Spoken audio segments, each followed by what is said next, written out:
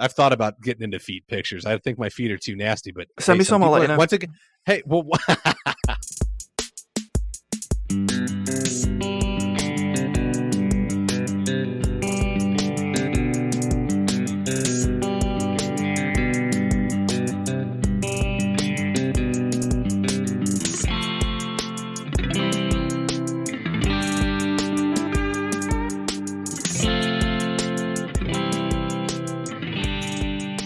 Can you understand me okay?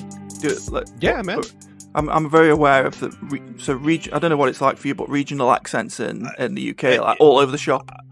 Yeah, no, you're good. And I know we're not posh. If I don't know a slang term, I will ask you what it means. But I know, I like English culture is so amazing to me, like how much Americans have differed, and I love your slang terms, so I know quite a few of them. But if I don't know something, I will ask you to like dumb that down for me. But for the most part, man, have you had anyone on from the UK? I have. So you've heard a few different regions. I don't think anywhere else in the world will be like us for regional accents, because they're all over the place.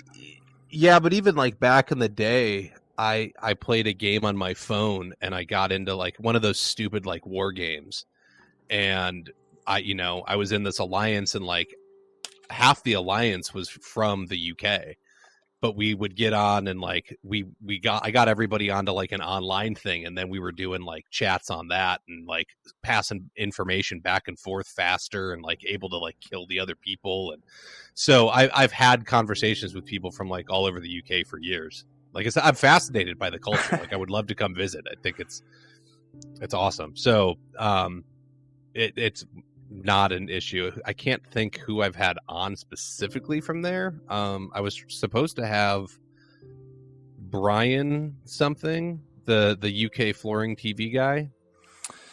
I don't know that one. Okay. If you're hanging out in the tile groups, that would probably be why, because he does carpet and other stuff. I've had Patty something. He runs he's gotten out of installing, and he runs a business teaching people how to install like super intricate like parquetry with the dryback LVP. Yeah, so Paddy sounds like he might have had an accent. A little bit, yeah. He was much harder to understand than you. Yeah, it can get crazy, man. Like you can go 10 miles down the road from where I am, and people won't speak with the same accent than what I've got now. And then go 30 miles, and it'll be wildly different. So like from here to Birmingham, it's 50, 60 miles. It's like totally different.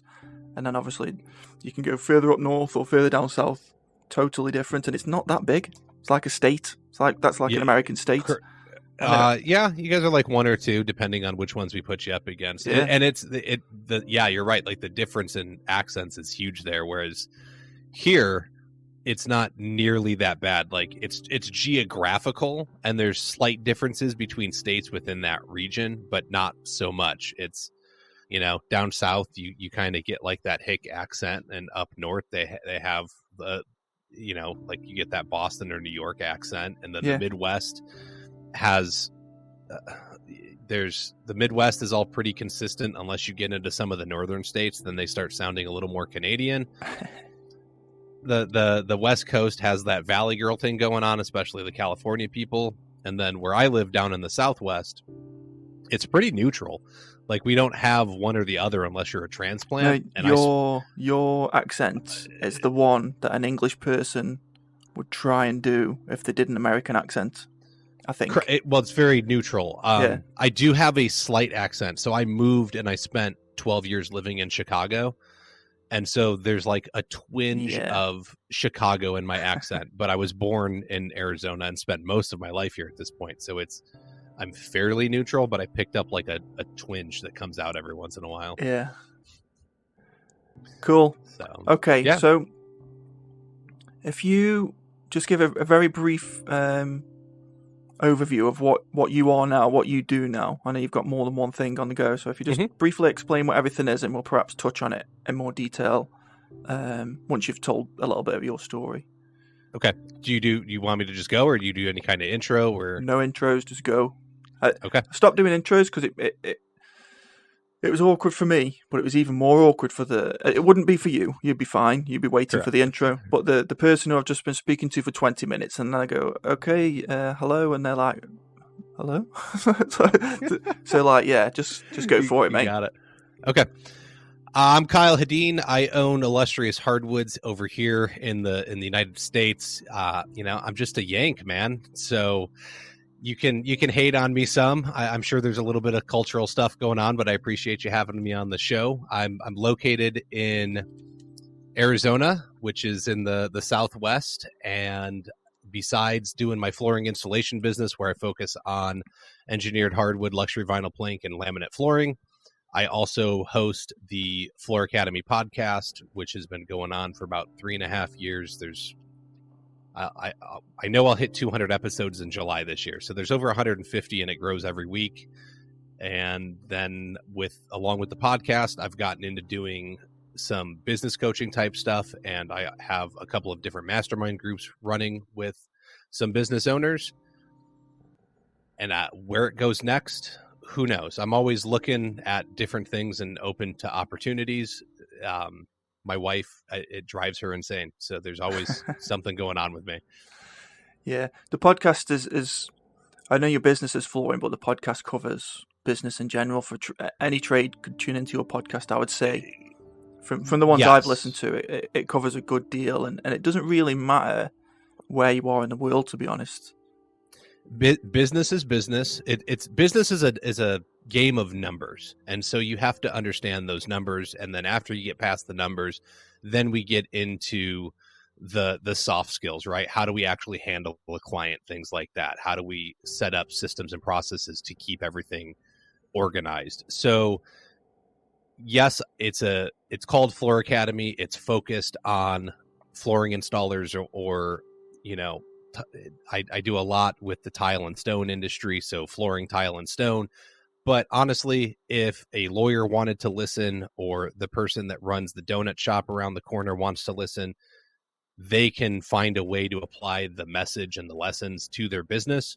They're just going to have to work a little bit harder to figure out that appropriate application. If we're talking numbers, a little bit easier. When we get into like minute details of this is how I applied it to my flooring business, you might have to tweak a thing or two. But yeah, I mean, it's anybody could listen and get something out of it, I think. Yeah, for sure. I mean, especially with the guests, you have a wide variety of guests, so that they cover a wide variety of topics, and they come at it from different angles, from different experiences. So it doesn't matter what business you're in, you're right. And you could actually, if you read this is what I did. I looked through your list of episodes and just chose a few that sounded like that might be interesting to me. So it's fine you don't have to be a floor guy or a tile guy or whatever. So I know your story, almost your life story actually. So you did it. We won't do it now. But you did another podcast with a guy named Chris. So it's actually called Chris's Podcast.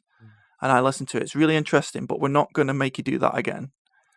No, I can sum it up. I won't go an hour and a half on just me. So that if people want to listen to it, though, it is good. It's Chris's Podcast, and it was on May the 2nd, 2021.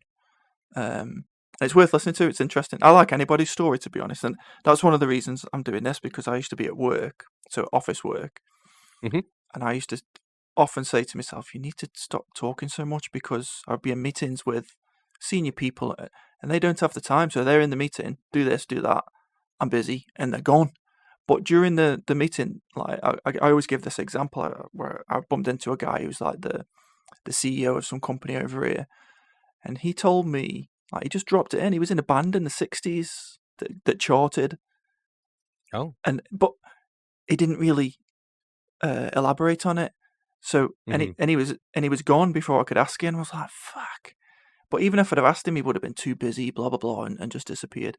So and that made me think. So I used to think I need to talk less. But then when I started the podcast, I was like, no, I don't, because that's just me.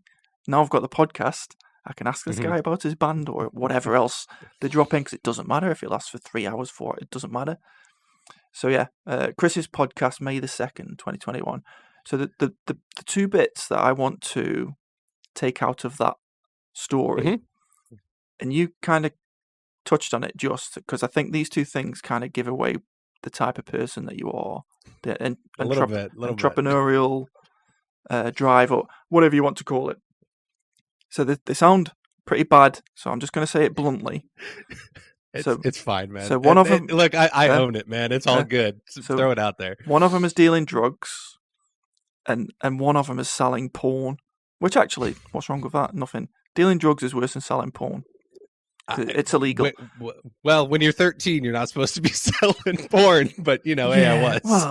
Well, I think the only difference with you is you were selling it. We were just showing it to each other probably when we were 13.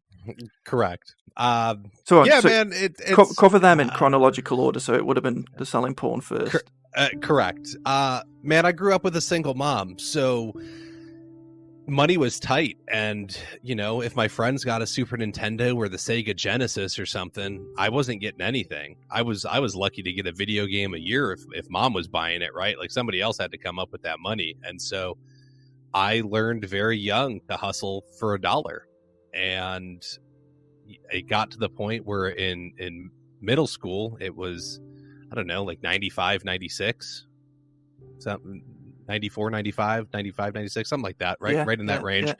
So AOL was all the rage, and floppy disks were all the rage. So I came up, I was probably doing my paper route at the time, so I had money, and I was like, Mom, I want the internet. Like, I'll pay for it. She was like, okay. So I was able to set it up, and I would give her the money every month. It would go on her credit card, and so now I have internet and I can hang out on the computer, and she's not home when I get home after school, but I have an account that I set up, so there's no parental controls on it. And you can ride your bike down to the convenience store, and there's just gobs of AOL discs. Well, you grab a handful, you take them all home, you format them so they're empty. You go to the porn site, you download a bunch of pictures, you put them on the floppy disk. So you're getting, it's so funny these days. Like if anybody actually understands the technology here, right? We're talking 1.4 megabyte disk, and now you have like 1 gigabyte hard drive. So 1,000 disks fit on a hard drive, and I'm selling 1.4 megabytes of porn for $5 a disc out of my locker in middle school. And then I'm labeling the disc, right? You pull off the AOL label, and I was like, this is Oregon Trail, this one's Sim City, this one's this. Like, that way, if a kid lost the disc or something, a teacher might not think twice about it. They'll just, whatever, like, hey, let's toss this. Well, so the teacher probably wouldn't even, like, around about that time, because we're about the same age, the internet was there, and it was, like, barely there. So we had, like, a computer in the dining room, that was it. And, and I was about the same age, 14, 15, still living at home. And we had the internet, and it was dial-up. Yep. But even then, people didn't really know what to do with it. But me, like you, I was like Napster. I wasn't looking at porn. I wasn't as bad as you. But I was looking at music, films. I was getting all that too. Computer games. And I was like, but even some of my friends weren't. So they would have had the internet at home as well. But we've lived through nothing to this is the internet, and it's wild, to like what we've got now, which is like fucking bananas. Yes. But so even so what you were doing, even some of those other kids, they'll give you the $5 because they didn't know what to do it. They couldn't be bothered to figure out, oh look, I've got the internet and I can put porn on a disc. Yes, it was. Dude, it was amazing. It was super easy. It was, the discs were free. The internet paid for itself essentially very quickly. It was very low overhead. And what teenage boy doesn't want to see some pornography? Yeah. So it was instant success. Did you ever get in trouble for it? I did not. It probably only went on for like a month or two, and in my mind, it was probably like I was making loads of money, but I was probably only moving a couple of discs here and there. But like, that's other people probably figured out how to use the internet.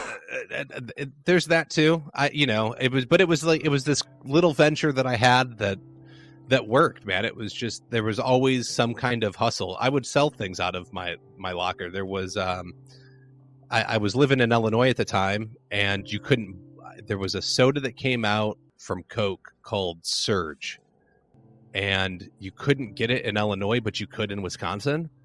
And so I had an uncle in Wisconsin, so we drove up there, and I bought a bunch and brought it all back, and I was selling the Surge out of my locker because everyone was like, "Oh, it was." What was the everyone wanted Jolt Cola back in the day because it was so high in caffeine content. And this had higher caffeine content than Jolt. And so that was the draw to it, to a bunch of teenagers that wanted to stay up all night playing video games on a Friday or Saturday night. Like, yeah, man, I got that. It's in my locker, like $1 a can. So there was always some kind of hustle I was coming up with. Yeah. We've got something like that at the moment with a drink. You might have it as well, actually. I don't know if it's a thing. There's a drink called Prime that some YouTube influencers. I didn't even know what it was, to be honest. But okay, the shops over here. I don't even know if it's still going on, but it was going on fairly recently. They can't keep the stock of it, and like people are selling a bottle of. It's not. I don't even know what it is. It's not an energy drink. It's probably a Gatorade in the US. It's an equivalent to one of them kind of drinks, and people are selling it for like £100 a bottle or more. Jeez, yeah, it's because there's such a demand. Yeah, there's such a demand for it, and it's social media and influence. You know, what's his name? You'll know that. There's KSI, who's the British guy, and then Jake Paul, who's the American guy, and it's something to do. I don't even know. Those two are promoting it, and that's why it's so in demand. But it's like £1 a bottle. Or maybe £1.50 a bottle, and people are selling it for £100. So yeah, jeez, yeah. I mean, there's all kinds of stuff like that. So, to get to the other part of it, it was that was middle school. I got through high school doing like a kind of normal job during the summer. I was a caddy at a golf course and made good money doing that. And then I moved out on my own and needed to make a little extra money besides the job that I was working, and I was smoking pot, so why not deal pot, right? Like that's a logical conclusion. If all my friends are buying it, they might as well buy it from me. So I started, moving a little bit and then a little bit more and a little bit more, and I had a connection that was able to get me stuff from Arizona. So they were getting it from Mexico, and then they were shipping it from Arizona to Illinois. And I was getting a great deal on it. So I was able to undercut the market on pricing and start gaining tons of clientele because why would you pay more? And I was still making great money. The margins were there. So, and look, I'm using all these terms now. Back then I didn't understand it. All I knew was I bought it for this. If I sell it in these quantities at these amounts, like I make a shit ton of money. You understood it. You just didn't know the terminology. Exactly. Like I was able to do the math and understand it, right? So that's I've always been decent at math, and that's been a blessing to me becoming a contractor. But I just started moving stuff, and it was slowly growing, and so it was like, okay, now I'm moving a quarter pound. So it was 4 ounces a week, and I was so I was moving a pound a month, and then it started slowly increasing, and I was like, okay, so how do I make this next jump was like where my head was at, right? How do you go from 1 pound to 5 pounds? And I got busted. And so it was my own fault. I had this party in my house, and I went and I knocked on all of my neighbors' doors. I was like, hey, we're going to be having a party. If we get too loud, like, just let us know, right? So I was in a 3rd floor apartment, let all the neighbors know. Apparently that wasn't good enough. And so somebody called the cops. And I was in my bedroom at the time. My girlfriend pulled me into my bedroom, and there was a knock at the door, and that interrupted whatever I was trying to accomplish back there, which was not great timing. And I had to deal with that. And so the cops, obviously, my buddy opened the door, a bunch of smoke billows out. They have probable cause to come in. They're able to start searching the living room. They find a bunch of pipes and bongs and stuff that my roommate at the time kept in a cabinet.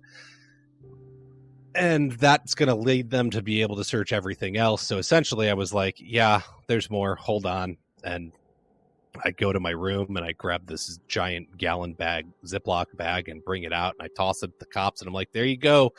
Let's put the cuffs on me and get me locked up, because the sooner I get locked in, the sooner I can get bailed out.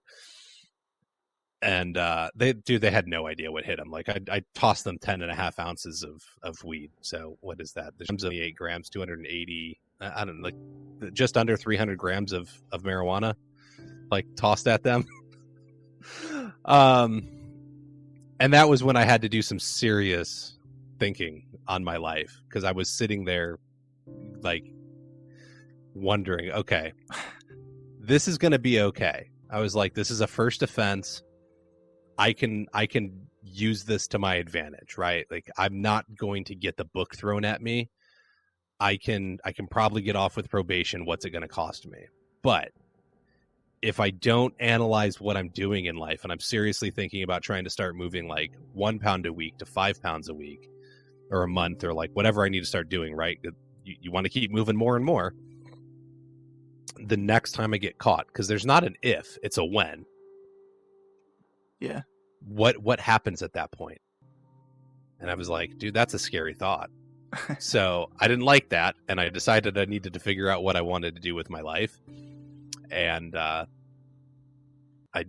knew that I liked filming my friends doing skating when I was in high school, and I was like, oh, I'll go to film school. That's a great idea.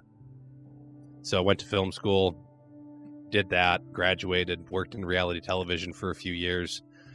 Turns out that that entrepreneurial spirit is real strong with me, and I like running my mouth, which is probably why I have a podcast. And so even if you don't want to hear my opinion, I'm going to express my opinion. That's very frowned upon in corporate environments. And you stop getting work when people don't want to hear you express your opinion anymore when it's not wanted. So I had to assess my skills, and I always liked woodworking. So I went through a bunch of trades that deal with woodworking, settled on wood flooring because that made the most sense in Arizona, because who wants to go frame when it's 120 degrees Fahrenheit outside in the summer? I have no idea what that converts to Celsius, probably like 38, 40 degrees Celsius. Yeah. It's really hot. Really, really hot. So I was like, oh, wood flooring, at least that's inside. Like, there's a good deal. So I cold called a bunch of contractors asking for a job, telling them, like, here's my experience from doing shop class in middle school and high school. 2 of them hired me out of like the 30 that I called, and got to work, got my experience. And that was, I don't know, about 7.5 years ago. Yeah. I think you mentioned that you were aware when you applied for these jobs, you couldn't set up on your own at the time. I'm not sure how that differs to the UK, but you have to be going for a certain... Go on, explain that to everybody. Okay, so in the state of Arizona, you have to have 2 years experience to be licensed by the state to do flooring. Now, it used to be that they actually verified that 2 years. Now they just take your word for it. It's really sad. It's a cash grab by the government is all it is. It doesn't, the test deals so much with tile and carpet that for what I was doing with wood and laminate and luxury vinyl plank, it hardly applied to me. Yeah, I was going to ask you about it because it's interesting because it seems like some kind of regulation. Whereas that doesn't really exist in the UK. You can get qualifications, but you don't have to. And if it was regulated, I think, but obviously what you've just said, it's actually not really regulated. It's not regulated very well. They don't have the manpower or the resources to regulate it well. But if I go to New Mexico, which is the state just to the east of me, I don't need a license. I can just form a business, and I guess it would be you call them LTDs there, right? There's like a limited liability company. Yeah. So we're an LLC here, and it's an LTD there. You just go form that, and you can get right to work. Now, like the UK though, I would assume plumbing and electrical are all regulated there. Like that, you have to be licensed to do those two, correct? Yeah. Certain things you have to get signed off and blah blah blah. But everything that you and I touch, that kind of trade, not really. No, which is scary, man. Like, yeah, it's so scary. But it depends on the state here, what's happening, but even the states that are regulated fairly well, California is probably one of the strictest states out here. Their licensing tests are harder, but they don't do anything to follow up. There's no certifications that you have to take to prove actual knowledge. Here, there's a company that you can pay, and they got to be in bed with the state because they have the state's test questions. Like, you go sit on the computer, and it's a computer program they've built that has, like, let's say the test will actually ask you 120 questions, but there's a possible like 200 questions for it to pull from. You got to go sit on this computer and go through those 200 questions over and over and over again until you have them memorized. Took me a week. Sounds like a government test to me. Yep. Sounds like just... our. I know this is different to you, but we have like your driving test. We have a driving theory, and that turned into a computer multiple choice thing. And I literally did it that many times that I just started learning the answers to all the questions. Yeah. So you could revise and just know the answers without actually knowing what you're talking about. Correct. I was able to read. It took me like a week of like going to this business for a couple hours a day before I had it memorized, and I was able to read like the first half of the question and then be like, okay, it's that answer. Like, which is it, A, B, C, or D this time? Like, which one is it? And then even when I got to the state, like the people that host the state tests are in a different building. It's a whole different company. And it pulled it up, but it's pretty much the exact same question worded the exact same way. I think there was like two that I were like, they changed the wording on these and maybe I got those wrong. But if I only got two wrong, like I passed both like way above where I needed to be. It was a complete joke. It's not good, is it? Because look, it's not good. There should be more regulations, but here's the other part of it is now, how many guys do you know that are going out there? And it's a huge problem in the trades of, I don't want to teach you to do what I do because you're going to go steal my business. So you hold back information from the apprentice you're training, and don't call them helpers. I will smack anybody that calls them a helper. They are an apprentice. Yeah, you only really get that in America. I've only ever seen it, Americans calling. We would probably call them laborer. That's the closest I can think of. A laborer is a helper. Laborer is even better than helper, though. Like, helper is these guys and gals complain that they can't find good help, and they're sitting there calling the person a helper. Great. The only reason that they can hand you a tile or like barely make a cut is because you're calling them a helper. Like, where do you have to aspire in life when your job title is helper? Yeah. Right? At least laborer, like, I do labor. I can do harder labor or more skilled labor as a laborer. But as a helper, like, what are my ambitions, right? You're setting the standards really low. And so we're training these people. We're setting them up for failure by calling them a helper. And then we are not teaching them everything we know to be successful, because a lot of people have a scarcity mindset. And you're saying, oh, I can't teach you everything because you're going to go out and steal my work. Man, there's not enough installers in America, and probably in most countries. You don't need to be worried about your work. So if you were to teach somebody how to do it just as well, if not better than you, and then you were to teach them the business skills, they're going to go compete on an equal or higher level. So now you've raised the bar instead of lowered that bar. And I think a lot of times that's what I've seen coming into this trade, being here for 7.5 years, hearing the stories that I hear, seeing everything I see. It seems to be that for over 30 years, if not 40 or 50 years, we've lowered the bar by generation over and over and over again. And the skill sets are so poor in the trades right now that people hate contractors. And I got to believe this is more than America, because they show up and they smell like alcohol. They got a pack of cigarettes and a week's worth of fast food bags falling out of their van, when they open the door, and they're grabbing the notes off the top of the dash. Like, the stereotypical contractor exists, and people get mad at me all the time because I love to use stereotypes. They exist for a reason. It's because they're true. Yeah. So the way people hate on contractors drives, like, I think it's so easy to be a good one, man. Yeah. If I tell a client that I'm going to show up for a consultation, don't call them estimates, call them consultations, and charge for them, folks. If I tell them I'm going to be there at 3 p.m., I'm there at 2:55, right? And the other guy didn't show up. or he showed up late, and then it took him a week to send his bid.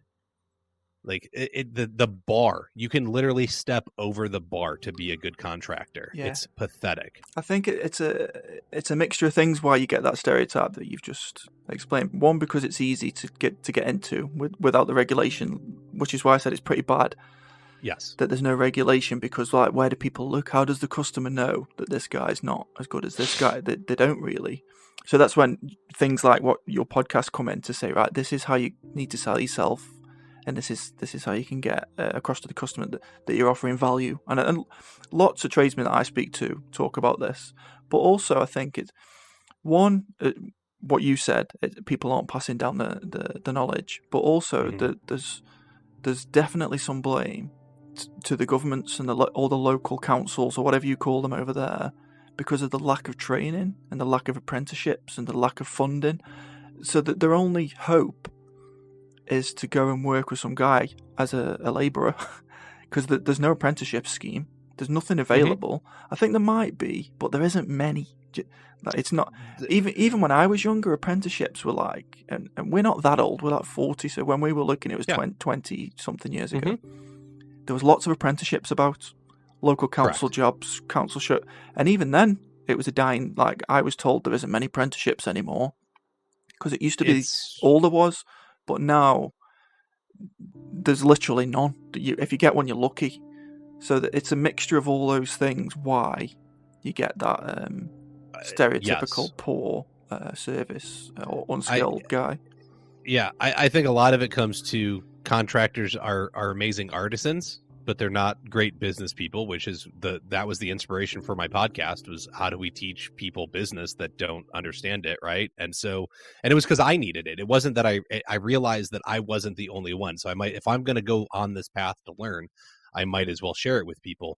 So I think you're right there. The unions used to have a stronger presence in America, and so that was where a lot of these things would happen. Is you would go to join a union, right? Be a plumber, electrician, or a drywaller, whatever it's going to be, right? In the carpentry union, that's usually where a lot of the hard surface flooring took place. So you would go there and you would get a formal apprenticeship. And when it came down to guys and gals doing it, there's not a lot of formal apprenticeship. So if we're going to talk about how guys and gals don't know how to run a proper business, they don't. And they think that because I'm just an installer, you're different. You're not different. You're a business, and you need to act like one. So you need an actual regimented training program of how do I develop somebody from point A to point B. And maybe you're not big enough to do that on your own. Can you work with another local company or two? Can you guys all work together, develop a solid training system, and pass some people around? If you can't keep somebody employed full time, can you all agree that this is how we train somebody to be successful? And let this person train under you, and then as your company grows, you can take them on and they're just yours, and then add somebody new in. Excuse me. And so, it's not going away. Can you? How do we do this, right? Like, if I'm going to go work at McDonald's, and those are globally now, there's a training program. It's not hard to learn how to operate the cash register, or drop fries in the oil, or to put the hamburger together, because you pull the bun out of here and you pull the patty out of here and you pull the mustard here and the ketchup here and you drop the spoonful of onions on and you call it a day, right? If it gets a piece of cheese, it gets a piece of cheese. There's a system though, and you have to run through it. And none of us are doing that. And then you wonder why there's such a high failure rate of kids coming through. And I don't, there are independent organizations here that offer certifications within each industry. So for like our tile and stone industry, we have a certification from the Ceramic Tile Education Foundation that's the certified tile installer. And man, I'll tell you what, that test is hard as heck to pass. It's under a 50% pass rate at this rate, I believe. And so but you don't have to do it. No, it's not required. It's optional. Yeah, we've got similar things. So we have they're called NV, like National Vocational Qualifications, NVQ, so you can like get some kind of qualification at work. There's various things that people can do. That there is college courses, just not many at all. Mm-hmm. Correct. And you can get various qualifications, but you don't need to. And you're correct. So whoever you're working for, they're getting no funding to get you as an apprentice. They might do if they're lucky get something, but not enough. So then they have to pay at least the minimum wage, which is sometimes too high for a small business. No, I don't mean never. I don't agree that it's too high. It's too high for the guy who's employing you to pay you as an apprentice. No, it's not. It's not. I guarantee you. Dude, if you can't... Okay, so in America, right now, minimum wage hasn't changed. It's still super low. But in my state, it's now $13 an hour. You have to pay somebody $13 an hour minimum to have them employed. I'll start anybody at $20 an hour. Because I can make money on them. Construction has always paid better than most starting wage jobs because it takes a toll on your body. But once again, to use McDonald's as an example, the McDonald's across the street from my house is starting people at 15. Yeah. We got to do better. So if you can't pay somebody $160 a day, and then let's add on the expenses and fees and the insurance and all that stuff and match taxes. In my area, it would still only be like, it's going to cost me like $200 a day for a new guy, right? And I understand that different areas are going to cost different amounts, and so I don't know what that looks like in the UK. But if you can't find a way for a guy that's brand new to bring $200 a day to speeding you up, or he can accomplish $200 a day in labor, you got another problem. And it's probably the way you're managing your business, to be honest. Yeah. That's so I'll argue you there, but it's yeah. So that's feedback that I get over here. They can't afford to take an apprentice because of the reason that I just said. But then you just give a fair argument. I can't really argue if you think you can make enough by employing anybody. So bear in mind, this is like a school leaver. Mm-hmm. To go and be a tiler's apprentice, and he's got zero support. Now I've spoken to more than two guys who've said that they were an apprentice, and then when times got hard, that whoever they were working for lost the support from the whoever was giving it to them, the local authority or who were doing apprenticeship schemes. So they had to let them go, and that's the reason they give. They can't pay them the minimum wage. Clearly, I'm not saying you're wrong, but they with your theory, maybe they were doing something wrong with their business. Well, so okay. I'm sure you do projects where you have to rip out carpet over there before you can put the tile down, correct? Yeah. So this is where this is what I'm talking, labourer. Correct. So the new guy, the apprentice gets to go rip out that carpet. Dude, I'm charging 65 cents a square foot to tear out carpet over here. A square foot. So that's, I think, what's the conversion? 10. It's like, is it 10? Yeah, it's like, it's 10 right square around foot 10. And a square meter. 10 square feet, right? It's right around there, 10 or 11. So, $6 a meter. Is that what you said? Give or take, right around there. At 65 cents a square foot, you're. Hold on, sorry, folks. I know you're listening, and you don't want to listen to me operate my calculator here. So we'll call it 10. So yeah, I mean you're $6.50 a square meter, and I need to pay this guy $200 for the day. So at 200 divided by 6.5, he needs to rip out 31 meters of carpet. If you can't rip out 31 meters of carpet in a day in 8 hours, I don't want you working for me anyways. So if and then you get into, it's like, then they start arguing, well, they slow me down, I got to answer so many questions. Yeah, that's something else I hear a lot of. Okay, fine. I'm good. I agree. There are a lot of questions to answer. However, Somebody took the time to do that for you, so you owe it to yourself and your trade to pass on that knowledge. But beyond that, they're going to ask you the question, and they're going to ask you a question on something that's going to take 15 seconds. And usually that's when we go and we shove them out of the way. And we're like, I'll just do it myself. Except now that 15-second task has to be done by you 20 times a day. So there's 5 minutes. Okay, that's 5 minutes a day, 20 minutes a week. So you're a little over an hour a month. So you're like 12, you're more than 12 hours a year, right? Doesn't sound like a whole lot. However, if you would have spent an hour to train them on that 15-second task correctly the first time, you just bought yourself 11 hours the rest of the year. Yeah, I think there's a bit more to it as well, isn't it? But and I suffer from this too. So, what's the word?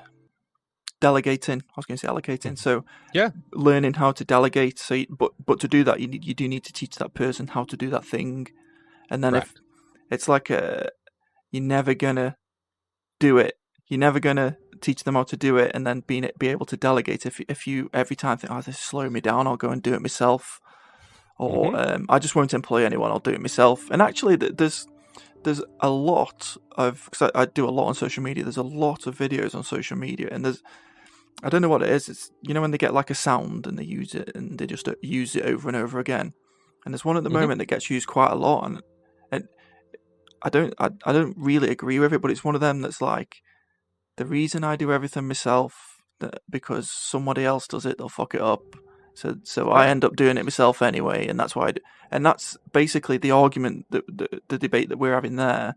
You need to teach the other person to do it, but then, and I'm not saying they're wrong. They may not be able to. They may not be able to afford, for the way they run their business or the work they do, to employ that person 5 days a week. They can do the rip out for a day, mate. That's a really good example. But then what they're going to do, unless you train them up, and if you're running your business to that 5 days is pays for everything, and that's how I make some money in those 5 days. If it needs to be 7 days or 8 days to train up an apprentice, which I completely agree with you, we should be doing it, but people aren't. Do you know what I mean? Well, so that's where it comes back. My argument is always, if you don't know your numbers, you can't run a profitable company. So you have to lose money. And this is where everyone struggles, is exactly what you're talking about, in that if you want something done right, do it yourself, right? That's the old adage. And you're right. If you don't have systems and processes in place to hold someone accountable, then how are you going to make sure that they do it to the standards that you've set? If there's a standard in place and there's systems and processes to make sure that standard is met every time and people can be held accountable to it, now they don't have a choice but to meet what you set. The problem is that we say, go do that over there. Yeah. And then they go do it and you come back and you're like, you didn't do it right. Yeah. Well, yeah, but because you didn't give them the why. Why do we do it this way? And a lot of times it's because that's just the way we've always done it. So this is where an apprenticeship comes in. So the process, I completely agree. A proper process, like a business would have. This is what new starters do, and you do all the basic training, learn how to do this, all the really basic stuff that you'll probably never do in that way ever again. But you understand the fundamentals. There probably is some of that, but you're right. There probably a lot of apprentices don't get that process, and this is where the authorities and the government and the local council, or whatever you do over there, they can get involved, and that's where MVQs jump in to say it's a vocational qualification, so you need to do this on the job, and then report back to me. Use this floor as your latest project. Make sure you cover all these areas, but they don't have to do it. There's no one's telling them they've got to do it to become someone who installs floors or carpet or tiles or whatever. It's just handy to do it. But then you've got whoever's employing you might be he was probably a sole trader before he employed you, and then he starts thinking, I can't really afford. And by the way, I don't think the minimum wage is good at all. But I'm just saying what the guys are saying is the minimum wage is at a point when there's no support, and the way they run their business, you could be right. It could be that they're just not running the business in a way to allow them to employ people. They're not making enough money, or or allocating the work properly. But what they're saying to me is that the minimum wage is at such a level, which isn't great, don't get me wrong, that they can't do it. They can't do it. Well, and I argue that it's a race to the bottom right now. I Yeah. hear all the so I don't subcontract any work. Okay, I sell all of my own projects direct to residential homeowners, and I've also got into selling my own material. I have a very unique business. I'm not your average contractor. I worked for one of the big workrooms that does like here we have the box stores like Home Depot, and they sell flooring and then they contract out the installations to a company. That company then so it's subcontracted twice. It's subcontracted to this workroom company, and then they go and find all the subcontractors to actually do the installs. I did one project when I first got my license here, and they charged a little over $1,000. I worked my 8-hour day getting this living room installed with laminate and tearing everything out, moving some furniture and all, the whole shebang, right? I had to go do this thing. It took me my 8 hours. And at the end of the day, I walked away with $300. And I said, wait a minute. So my state requires me to cover the floor, warranty it for 2 years on the workmanship. I have to carry the insurance. And I came and did all the work. And I'm going to walk away with 1/3 of the money. Something's wrong with that equation. But what I realized is I went into that shop and I said, hey, I want to get signed up with you guys. I didn't negotiate anything. And that's what I see a lot of the installers doing that subcontract for shops is they walk in the door asking if they're hiring any installers. And then they immediately say, how much do you pay? So just for people listening, when you say shop, like a standard retail shop, like they're the flooring retailer, right? That's where you go and buy the product. And they're passing on work to the customers that come in, the tradesmen. Correct. So the tradesmen would go, and the retail shop here, a lot of retail shops will sell product, and then they have their salespeople go out, measure the home, they come up with the numbers for what the install would look like, and then they just hand out a work order and say, here, you go do it. Yeah. Yeah, we get that. But so the installers are walking in and they say, well, okay, how much do you pay? Wrong question. Are you looking for anybody? What are your current struggles with the installers you're working with? That's the question to ask. Let's make this a business conversation, and let's sit here and negotiate where you need to be at. Because I'll tell you what, the rates that a lot of the retailers pay, man, I wouldn't work for. Yeah, it's the same over here, but I'm pretty sure. So you won't have heard of these companies, but the big companies over here who do things like that, one's called Wix, and there's another called B&Q. There's various ones. Okay. They will have set rates, and it's non-negotiable. It's just, that's the rate. And I'm not even sure who the guys could negotiate with. I mean, I think I'll ask some of the guys that do it if they've actually got anyone they can negotiate with. I'm not convinced they've got anyone. I don't. They're just too far off in the ivory tower somewhere. the person that makes that decision. Look, man, you're not supposed to be able to negotiate at Walmart either, right? You're not supposed to be able to negotiate when you go into the McDonald's. Guess what I do? Hey, man, can I get 5% off? Most of the time they'll do it because they don't know how to say no, and two, they just don't.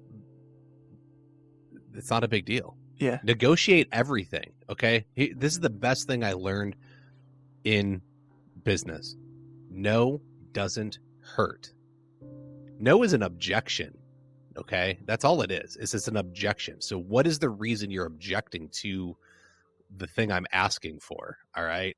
Let's get to the bottom of that. If I would have known that no didn't hurt when I was in high school, I would have dated way more girls, and probably some of the girls that I thought were like super pretty and never would have talked to me, because all I had to do was walk up, and I guarantee you I would have gotten, if I walked up to 100 girls every day, at least one of them would have said yes. Nah. It probably would have been like 1 out of 25, right? Like a 4%. You can't do 100 because then they'll just all know that that's weird.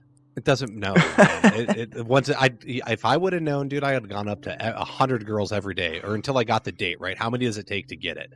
And what the other part of it is consistency, right? So now we got to go back and follow up, and man, that you're going to wear that girl down eventually. she'll say yes. Yeah. So no, I know think what you're saying. That's a lot of it. The other thing to that is don't be worried about don't be affected by the no, which I would have been when I was younger. I would have been fucking devastated. Oh, I was all the time. People would come to me and, they'd be like, no, Kyle, you're kind of expensive. Can we negotiate your prices? And I was like, okay. And, because I was selling product, I was like, well, I'm making money on the product. So if I sell the product at cost, I can come down on that. And I'm not the other side anything. of negotiation, isn't it? Well, that's interesting. Yeah. Well, so here was the big changing moment for me. I went and picked up my deposit check one day after negotiating over the phone, which don't ever negotiate over the phone. Negotiate in person. It's the only way to do it. I walked in, got my deposit check, had a nice chat with the now client. And at the end of it, before I left, I was like, I got one question for you.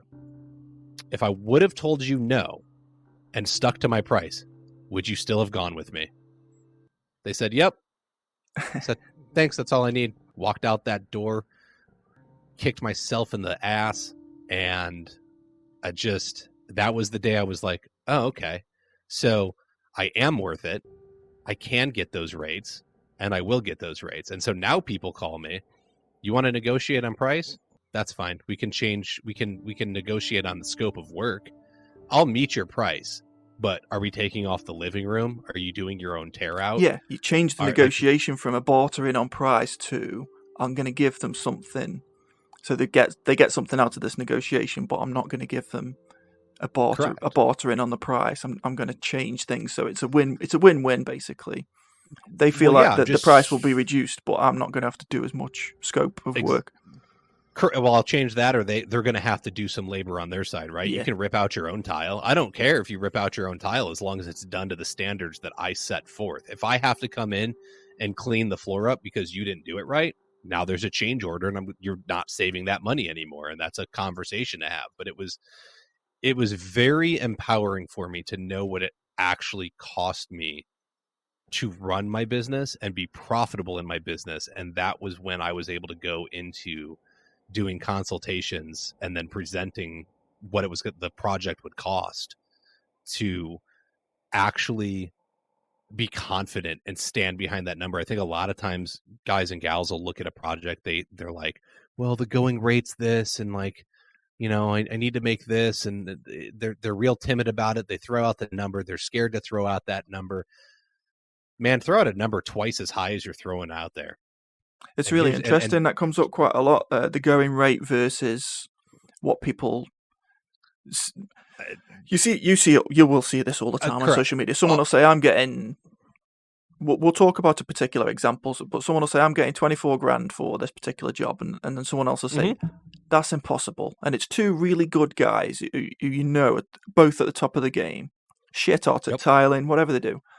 One of them's saying, "You shouldn't be doing that. You're charging too much," or you're a liar. You're just showing off on social media because I just charged the going rate, whatever the going rate is. And it's a really interesting debate. I don't know which one's right and which one's wrong, but it's interesting. It's really difficult for those two guys to have that debate on social media by text, because it'd be great if they sat down and talked about it and I could record it, because that'd be very interesting. Then they could both be right for all I know, because they might even live in different areas, different amount of work is available. They have to charge certain rates, whatever. It's just an interesting one to see when people have that debate online. There's a lot to it, okay? And geographical location plays a huge role in price. I get that. And maybe not a huge role. It plays a role in pricing. But honestly, okay, so we can use, I don't know, what's a super low-end English car, right? Like, is like a Honda? You guys got to have Hondas, right? Like a Honda Civic? Yeah. And so base model car gets you from point A to point B, super reliable, call it $30,000, right? Yeah. Or I can go buy $30,000 is a lot of money for a car. Probably. I don't know. We can say a $5,000 runaround, that's like a UK. Well, no, we're gonna go buy a new car. Oh, we're going new cars. Okay. Yeah, we're gonna buy a brand new Honda Civic. Okay. Right, $30,000, got a couple options on it. It's good. Or we can go buy like an Alfa Romeo or a Porsche or Lamborghini Yeah. or a McLaren. Yeah. And we're on the complete opposite end of the spectrum. Okay. Both cars will get you from point A to point B. Mm-hmm. Both of them have engines. Both of them have 4 wheels. The wheels are made out of the same substance. What's the difference? Is the engineering spec a little bit different on the McLaren? Probably. But is it really truly that different, other than it's a luxury brand with luxury items in it? Okay. As a tiler, you are an artisan. I don't care if you're setting 12 by 12s from 1990. You are an artisan setting those tiles one at a time in a home with a skill that most people don't have. You have a ton of value. In America, you can't buy a new home from a builder and get a federal housing authority loan on it. We can get a 30-year mortgage from the federal housing authority. If that house doesn't have a floor installed in it, you can't buy it with concrete and wood subfloor. It has to have some type of flooring in it. The government requires there to be a floor. Okay. Now, on the opposite of that spectrum, there are developing nations in the world where you can live in a hut that's made out of mud and hay, and there's a dirt floor that's been compacted over time and functions just fine. It's a luxury item, and it's being sold as a commodity. The mindset is wrong. Okay, so we are doing artisan level work and being told it's a commodity. You should be charging way more. You should know what it costs you to run your business, and then you should go charge for that. So then there's, okay, well, the people that want to do apartment work and they're in and out and it's super quick. Nobody cares about the quality. Okay, let's bill that at the lower end of the spectrum. But now I'm going to get into doing higher end custom homes. The client has a lot of nitpicky things, right? They want their home to be kept clean. They need you to put down runners everywhere so you're not mucking up their floors that are currently there, right? We're going to walk on the runners. We're going to plastic everything off. We're going to run air scrubbers. We got HEPA filters on all our tools. We're going to go to the whole 9 yards here. And then we're also at the end, we're going to provide them with a cleaning service. Is that worth the going rate, or is that now presented with so much value that I should be charging more?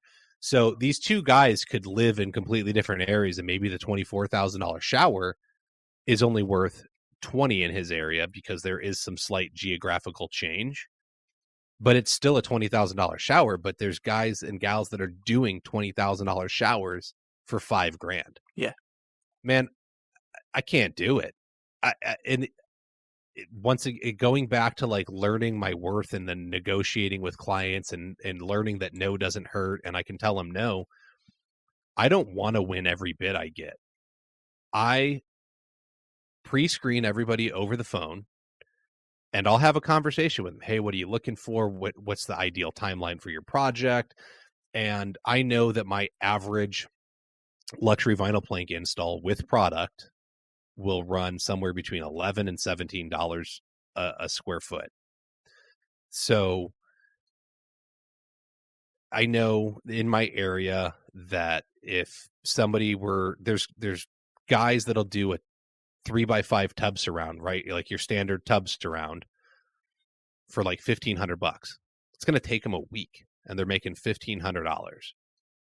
But I have my buddy that's in town, doesn't do every shower he bids, and he operates on pretty much the same model as me, but his tub surround is going to cost $5,000 because he knows that he needs to make $1,000 a day to be profitable. Same shower, same amount of work, $3,500 difference in price. The next thing is that people are going to struggle with is, okay, so fine, maybe the quality of work you're doing is that high.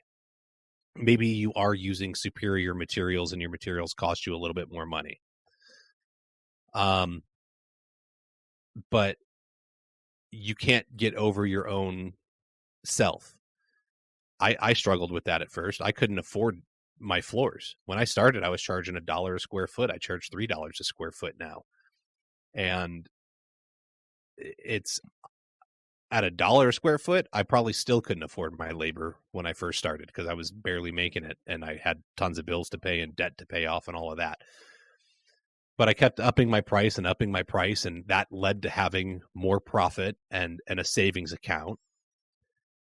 And it got to the point where there was like 20 grand sitting in my account, and I looked at it and I was like, holy shit, if I wanted to buy a floor for myself, I could afford me. Don't put like your mindset of what something should cost and what someone will pay. Don't put your thoughts in somebody else's head, right? Don't let your thoughts speak for your client. Yeah. And I think a lot of us do that, is we're like, well, So- I wouldn't pay more than this. I speak to a lot of good tilers on this podcast even, and I'll often say to them, they don't give themselves enough credit for the work that they do. Like you said, Yeah. they're literally that they could have been an artist, an engineer, a designer, because they're doing all those things on the fly a lot of the time. They're not given designs, they're not given drawings, they're just given some verbal, I'd like it to look like this and go there, and then they have to go and do all these designs, and they're looking at angles and the way it looks, so that they need a little bit of a designer's touch. They need a little bit of everything. They don't give themselves enough credit. But what we'll do is we'll talk about this $24,000 shower. Right? I didn't just make that number up, and we both know what I'm referring to. I will link the original social media post because it caused a lot of a stir on social media. I'll link it in the episode notes. So this guy, he did a shower and he went on a podcast, and I think he posted it on social media first. And I'll just explain what it is. So it's about, you tell me if I'm wrong, it's about 10 or 12 square meters tiles, something around about that. It was 10 by 30s on the wall, like a rustic metro tile. A niche, or what do you call a niche? You don't say niche. Do you say niche? Niche. Yeah. Well, they say it wrong. They call it a niche. It's a niche. Okay, yeah. So it's the same thing, a shelf thing. Yes, correct. Yes. Mosaic floor, shower, Schluter waterproofing, everything Schluter behind the tiles. $24,000. And it caused a lot of a stir because a lot of people were saying, you've ripped them off. You've just ripped that customer off. And to be fair to the guy, and to be honest, that was my reaction, because I was like, fuck, £24,000 dollars for that. So that's like 20 grand or whatever it is. No chance. But to be fair to the guy, he followed up with an explanation video, a much longer conversation than the fucking 1 minute clip. Yes, correct. And he explained himself, and I'll also link the link to where he explains himself. But so my initial view on that was, he's charged too much. He's managed to find someone that will pay it, fair play, but it doesn't look like $24,000. I've definitely changed my mind a little bit after listening to him talk because of the way he presents himself and the way he runs his business. But if you give your opinion on that whole scenario of a fairly small wet room, basically, for 24 grand. He's totally in the right. I'm all for charging more. That's part of my message. However, we can't arbitrarily charge more. We have to offer value with charging more. Yeah. Okay. There has to be something behind it, right? So did he rip them off? No, because I know he provided value and a warranty, and his company will be there moving forward to provide that warranty. And if something happens, they'll back it up. No questions asked. Let's look at it this way. So it all goes back. This goes back to knowing your numbers. You have two guys working for 10 days, and that 24,000 includes the materials. Okay. So let's say there's $4 grand in materials. Okay. So now we have $20,000 for two guys to work 8-hour days for 10 days. They're each making $1,000 a day. So it's $125 an hour. They are a skilled expert in their field. And $125 an hour, we got to take off taxes. So there goes 30% right there. So we're down to 70-ish, give or take. 75. All right. Well, now I got to support the company. So the company gets half of that. So now I'm down to $35, $40. So I made $35 or $40 an hour. I'm making $250 a day, folks. That's not that much money. I've got kids, I've got cars, I've got a mortgage. I'm making $1,250 a week. I'm making $5,000 a month. Yeah. That's $60,000 a year after taxes, right? What's interesting to me, so tax, it's really difficult to do US versus UK because there's so many tax differences, and the average salaries are so different. Your average salary is way more than the UK average salary, but then we pay more taxes for certain things that you have to cover from your own pocket. There's lots of things that you can't do like for like, exactly like for like. Yeah. But there was a lot of Americans in that chat totally disagreeing with the guy, and I know, and I'll send it to a few people that I know do that type of work. They'll completely disagree with him. They'll say that once I've watched his explanation, what I liked about it, he explained a little bit of why he's worth what he charged, which is fair. He got it. He presented himself in such a way that I'm offering this kind of value, and the customer paid it. So nobody's really been ripped off because the customer got the presentation. I presume they got the quotes and they ended up paying him. A few guys who do that work, and I've got a strong feeling the vast majority of them are going to say that price is far too high. And it's just interesting to... Yeah, exactly. It's an interesting debate to listen to people because you're saying, and it's fair, and this guy's saying, why? Here's the explanation, here's the value I offer. But then someone else will say it should be $6,000, $8,000. So I'm not saying that any is right or wrong. It's just a great debate to listen to. Value is in the eye of the beholder. Okay, you place a value on yourself, but I can place a higher value than what I see it at. Right? If I think the project's only worth $4,000 and I go to sell it for $8,000, if I write up a scope of work and I put an $8,000 price tag on this project, and I present it to the homeowner, and they agree to an $8,000 project, and then I complete that scope of work as it was detailed out that I would complete it, I did nothing wrong. I delivered on what I said I would deliver for the price point I said I would deliver it. There was no gun held to their head. How do you rip someone off when you make a business transaction? Okay, so we were talking previously as we were setting this up and stuff, and I used Salt Bae as the example. So Salt Bae is this TikTok chef that's super big right now, and he's gold wrapping all of the tomahawk steaks and selling them for thousands and thousands of dollars, man. And it's it's like $300 or $400 worth of meat and gold leaf, and it's a $4,000 steak. Is he ripping people off?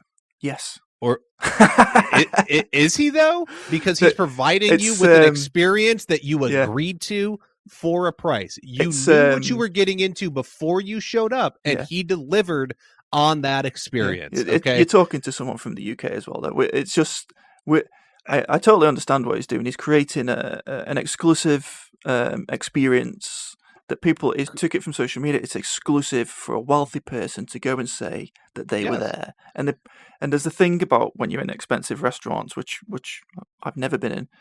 I've read about wine tasters in expensive restaurants, and they will say that this is the nicest meal and the nicest wine I've ever tasted. And they're kind of convincing themselves of it because where they are, the environment, the way they built up to it, how much it cost. When actually they were, and this is a real thing, they were given the cheap wine, but they were like, oh, it's the nicest and it's that Salt Bae is ridiculous, but not to some people, and it's busy all the time. It charges a lot of money, like some people pay hundreds of thousands for a meal, which it's like $140,000 meal. Correct. And crazy. It's not going to last. Yeah, it's not going to last forever. Look, he's going to make his money, and he's going to have a couple million in the bank, and he's going to be able to say, "Cool, I'm out. I can live off of this if he uses it wisely." But my point is just because you wouldn't buy a $4,000 steak doesn't mean that there isn't somebody else out there that would buy a $4,000 steak. Yep. Okay. The other part of it is that a lot of times I think we look at like, what is it costing me to live? And you cover your bills now. You're doing a trade. It takes a toll on your body. Okay. If you don't charge for your worth now and make more, you can't. What are you going to do? Are you going to take your list of clientele from the past 20, 30 years and start driving around when you need knee surgery, knocking on the door? Hey, I need $60,000 knee surgery. I have 200 clients over 30 years. And so I need each of you to give me $3,000 or whatever the $300, right? So now everybody's got to give you 300 quid. Come on. That's not realistic. So you better start charging for it now, because that's the only way you're going to get it. If you don't plan for the future and you don't charge for it, you're hosed, man. That's why we see a bunch of these guys and gals that are 70 years old still schlepping stuff in, whether it's carpet or tile or anything, and they're hunched over and they can't operate well, and their quality of life absolutely sucks. It's because they had that mentality of, oh, that's not fair. What's fair, man? Fair is in the eye of the beholder. If the homeowner thinks it's fair, it's fair. Mm-hmm. So the argument you'll get, I don't disagree with anything that you've said, but the argument you'll get, and this is also fair, there are guys and competitors that will quote. So let's just say tiling. Somebody quotes £50 a square meter to install whatever, and then somebody else, and this is where the legislation comes in, because there is none. Somebody else quotes £25 a square meter, and as far as the customer's concerned, same job, same tiles. They're gonna, and this is why your podcast is interesting to me, because you're explaining to people, listen, sell yourself, sell your value, and this is, I'm going to get somebody on who's going to explain how to do that. But they will argue, and it's a fair argument, that I'll lose that job by trying to charge what I think I'm worth, which is, and it might confuse some people to start charging a lot more, like shitloads more, when actually they could probably get it. And then also, and this might be a cultural thing, in the UK, definitely in the UK, we would consider ourselves, we're ripping this person off, and we don't want to. So we're going to be a bit more fair with them and drop the price a little bit. And I don't know if that's here too, because I used to have the same mindset. What I realized was I wasn't being fair to myself.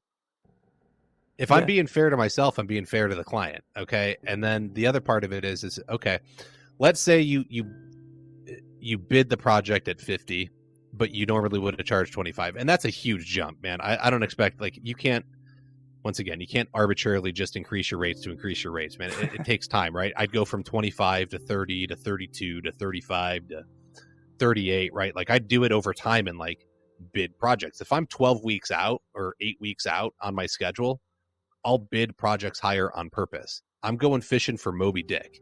Okay. And if I was like 6 months out, I'd be throwing out crazy rates because I have time. I don't have to land the project, right? I got 6 months of work guaranteed. And so then I'm going to bid some crazy stuff if I get somebody and they agree to it. I didn't rip them off. They agreed to the price, and that was that. Now, the schedule comes down. I bring the prices back down. I land some projects, and we play the dance again. But overall, you have to know what it's going to cost you to be profitable and to provide for your client, and what are you doing extra for them, right? Can you charge a little bit more and have a cleaning service come in? Can you charge a little bit more and provide that HEPA air scrubber to help keep the air clean as you do it? Is there vacuums that you can invest in to attach to your tools to keep the dust down? How convenient would it be for you to, I don't know if they're available there. There's a company called IQ here. They make a saw that has the vacuum attached to it, so you can cut dustless inside. I want one. Right. So how convenient would that be, right? What does that do for you? Not only can you work faster, but it's better for you and your client. And so you can charge a little bit more because you're more efficient and you have better It's interesting tools, that so dust suppression, obviously that you should be doing it anyway, just for your own health, but seeing that as an extra, I've never heard anybody say that before. Because it's so standard that people, I offer dustless tile removal as a service, and it's picking up steam. It should be the standard in the industry. It's not. But people know that when they're going to get their tile demoed in a home here, it's going to be like an explosion went off in there. They're going to be finding dust in every nook and cranny for the next 3 years. And so when you tell them that you can do it with a dustless process that won't leave them having to clean their home, or it'll need a very, very light dusting, they look at you like you're crazy. You're charging a premium for it. And then you deliver on it and they say, oh my gosh, I never knew this was possible. So it's worth the equipment pays for itself in the higher costs. And then you're delivering a premium service. Why would I want, like, construction is messy. I get that. So if I can go and offer the service of, you don't have to worry about this house being messy when I'm done, is that not worth more? I've set a higher standard. And I think a lot of the good guys, there's such a wide range of, like, they'd be called a cowboy over here, probably would be called a cowboy over there as well, where they're just like jokers. They'll go in, they'll be awful workmanship. They'll give some fucking spiel to the customer that's how it should look, take the money and run, basically. I've got no time for those guys. But the good guys who I'm talking, who are like they're really good at the job, and they will do all of what you've just said naturally. They won't. I can't speak for all of them, but a lot of them will be clean, low dust, clean, like do all the cleaning after everything that you've just said. But they're also probably already charging more. Possibly put no value on it. No, I think that they would just do that as because they're naturally. But compared to the other, yes, and I agree. It should all be standard. But compared to the other guy, they're probably already charging slightly more because that equipment costs more to maintain and have, right? So you have to naturally charge more. But there's the fact that you could probably go higher. It's also that, to go back to the example of, if I'm bidding a project and I'm at 50 pounds a square foot and the other guy's at 25 pounds a square foot, and I'm coming in and I'm showing the client I'm doing A, B, C, D, X, Y, and Z. And the other guy just comes in and says, I can do this for 25 pounds a square meter. Are they really apples to apples, or is it apples to oranges? Okay, so I've gone and I've tried to go through and educate my client. So I'm already doing more than the other guy. So there's a little bit more value there. Also, if it's strictly a price thing, if they only want to pay 25 a square meter, that's not my client. I'm not interested. And I probably already pre-qualified them over the phone and got them out of there. So this is where knowing your rates comes in handy. Well, what's it cost? Well, I can do X, Y, and Z for X amount of money. And, I'm this far out. If that all sounds good, I have $100 consultation fee to come out and go over your project with you and get you all measured up and set up. That's an interesting one as well. Charging for a quote. Correct. But does it not take my time and gas to go there? No, it's an interesting one. So I've seen some. I have a professionalism. How much professionalism do you need to be able to do that? Some guys, well, not many, by the way. It'll be correct. I'll put money on it. It'll be a low percentage in this country of guys that'll say, "Listen, it's 50 quid before I even come and see you." But not many will do that, and a lot of guys will be doing a lot of quotes for free. And that's another really interesting debate. What do they charge? How much do they charge for a quote? But they're not free. Will they lose the work? Yeah, exactly. They're not. You're right. But it takes your time and your money. And the argument again will be the expense. The argument again will be the customer won't want to pay for a quote, and other guys will do it for free. And it's not right or wrong. It's just a really good debate. Look, you're right. They won't want to pay, and I get that all the time. Well, why do you charge? Well, because I'm not giving you a free estimate. I just gave you the free estimate over the phone. I told you my LVP installs cost $11 to $17 a square foot, all in with product, and it's a $450 to $550 product allowance that includes the removal of the current flooring, installation, light floor prep, brand new skirting going in for you folks, but brand new baseboards, any trim needed for cabinets to cover the expansion gap. I'll pull and reset any toilets. I'll move the appliances. The only thing not included in that price is going to be furniture moving and any major floor prep. So any self-level, crack grinding, things like that. So there's your free estimate. Okay. You told me that you have 1,500 square feet. It's 1,000 square feet of carpet and 500 square feet of tile. Knowing that, you're going to be more than the low end. So, you're probably somewhere in the middle. So let's call it $14 a square foot, 1,500 times 14. Pad it a couple thousand one way or in the other so that you can give them a range. If that sounds good, I'm happy to come out. It's going to be $100 to do a consultation. Why do I call it a consultation? Because I just gave them an estimate. A consultation has the tonality of professionalism. And so I'm going out as a professional, and I want you to respect me as a professional, right? You want me to come out and help you with your project, then you're going to have to pay for my time. And the $100 doesn't cover my time. When I'm installing a floor, I can make $100 or more an hour. Okay. It's probably a 30-minute drive there and a 30-minute drive back. So I'm out the gas, I'm out the time. I'm going to spend at least an hour in their home.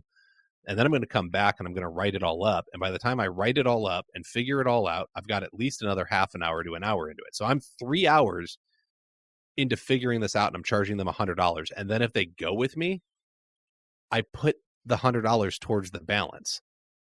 So I didn't even charge for it. Essentially, I only charge for it if they don't go with me. It's not so much that I want the money. It's my last little check to say, how serious are you about me? Yeah. Okay. Do you respect and value me? Because I respect and value you enough to come out and give you 3 hours of my time that I could have spent with my 11-year-old daughter hanging out on the couch having a tea party. And that's a much better use of my 3 hours. Okay. So I guess it's knowing your worth, right? Like, I'm just ballsy enough to do it. And I don't care anymore because I started charging more. And what it really comes down to is you need to build up a savings account. And here's what I call my savings account. It's my fuck you money. Because I don't need your job. Because I have money in the bank to cover myself. And if I can go ahead and do a project, I'm going to build that thing back up because I'm charging enough to have money to make sure I'm set up for the future. So I don't care if you hire me. I land 30 to 40% of all projects that I go out and bid because I don't want them all. That's another interesting, you told me that before, that's an interesting stat as well, because I speak to a lot of guys that go out and do quotes. Mm-hmm. Bear in mind, you're charging for yours, so you're getting something back. But they'll be really pissed off because they're going out and doing lots and lots of quotes and getting 30% of the work, which is actually what you are doing that, and you're okay with that. A lot of them will say, I need to get 100% of what I quote for, and they try and they'll probably weed people out the same as you over the phone or by text, and they'll only really go and quote if they're very, very confident that they're going to get that work. But by me, I'll be honest, man. A lot of times I don't even collect the $100. Yeah, because if they agree to it, it's really like, are you willing to play my game, right? I'm setting the standards. I'm calling the shots, not the homeowner. Okay. I interview you as much as you're interviewing me. So will you play my games? Will you let me control this situation? Yeah. Similar to the $24,000 shower guy, are you getting different clientele than the guys that don't charge? Yes. You've got a very professional process that's like, I'm going to take you all through it. Here's your estimation. Here's a proper quotation. I'm going to walk you through all the things that you do that's probably the same for every single job until you start doing the job. So you're attracting a different type of clientele than someone who's like, listen, I just need it to be 20 quid a square meter this week. So you're leaving those jobs for the other guys, basically. Because I don't want them. That's not who I want to work with. I've had people wait 12 weeks for me. I know buddies across the country that have schedules that are 6 months or a year out, and they're charging premium prices, and people will wait a year to get a shower from them. Yeah, I do actually. right? Yeah, Like, I know a few like that so they'll be booked way in advance, and people will wait for them. yeah, and so I'm getting a different kind of clientele. They want me for me, and they're willing to pay what it costs to have me do it because they know what they'll get if they just go pay any joker. The reason you have to be competitive on price and you need to land every single one you go get is because you don't have enough in there. So to go back to the example of doing like the workroom thing and I'm subcontracting, once again, I walked away with a third of the money from that Home Depot project. I think at the time they were paying $1.10 a square foot to put floating floors down, and on my own I was charging $2.50. Okay, so even on if all we had to do was go and lay floor every day of the week, then I'm going to have twice as much money at the end of the month selling my own project if I work all 20 days in a month compared to the guy that subcontracted. I'm already ahead. Yeah. But here, okay. And some of that, and the Home Depot, like they were charging the $2.50 a square foot. Yeah. They just weren't paying it out because they have overhead and all this other stuff, right? Everyone's got to take their cut. And I think a lot of times what happens is these guys and gals that are working for the stores and doing the subcontracting thing, they know what they get paid. And so they go out on their own and they sell their own side job. I'm sorry, but it's not a side job when it's the thing you do Monday through Friday. Mm-hmm. Okay. That's just your job. You're just doing it on your own. You're not doing it through the company you usually do it for. You want to do a side job and you're a flooring installer or a tile guy, go chop down a tree on the weekend and play gardener or landscaper. That's a side job. Okay. OnlyFans. So, hey, whatever you got to do to make money, man, you do you. Yeah. I ain't going to knock it. I've thought about getting into feet pictures. I think my feet are too nasty, but send me some. I'll let you know. Once again, hey, well, once again, dude, there's an audience for everything. So I might think my feet are nasty. Some people might be into nasty feet. Who knows? So anyway, to get back on topic, if you go out and you sell these projects that you're doing on your own at the rate that you subcontract for, yeah, you've missed the mark. You're way undercharging, and then that's why everyone's competing towards the bottom because it's, well, I have to get this because I didn't make enough Monday through Friday. Now I have to go work on Saturday and Sunday, be away from my family, so I can have enough money to pay the bills, feed my kids, put them in sports, do all this stuff. And then it's a race to the bottom because you're like, well, shit, I have to get it. Yeah. So they want it for 25, but that guy offered 25 and I need this. So I'll do it for 22. Mm-hmm. Well, then they contact him and he's like, well, shit, I'll do it for 20. And then you say, oh, fuck, I got to do it for 18.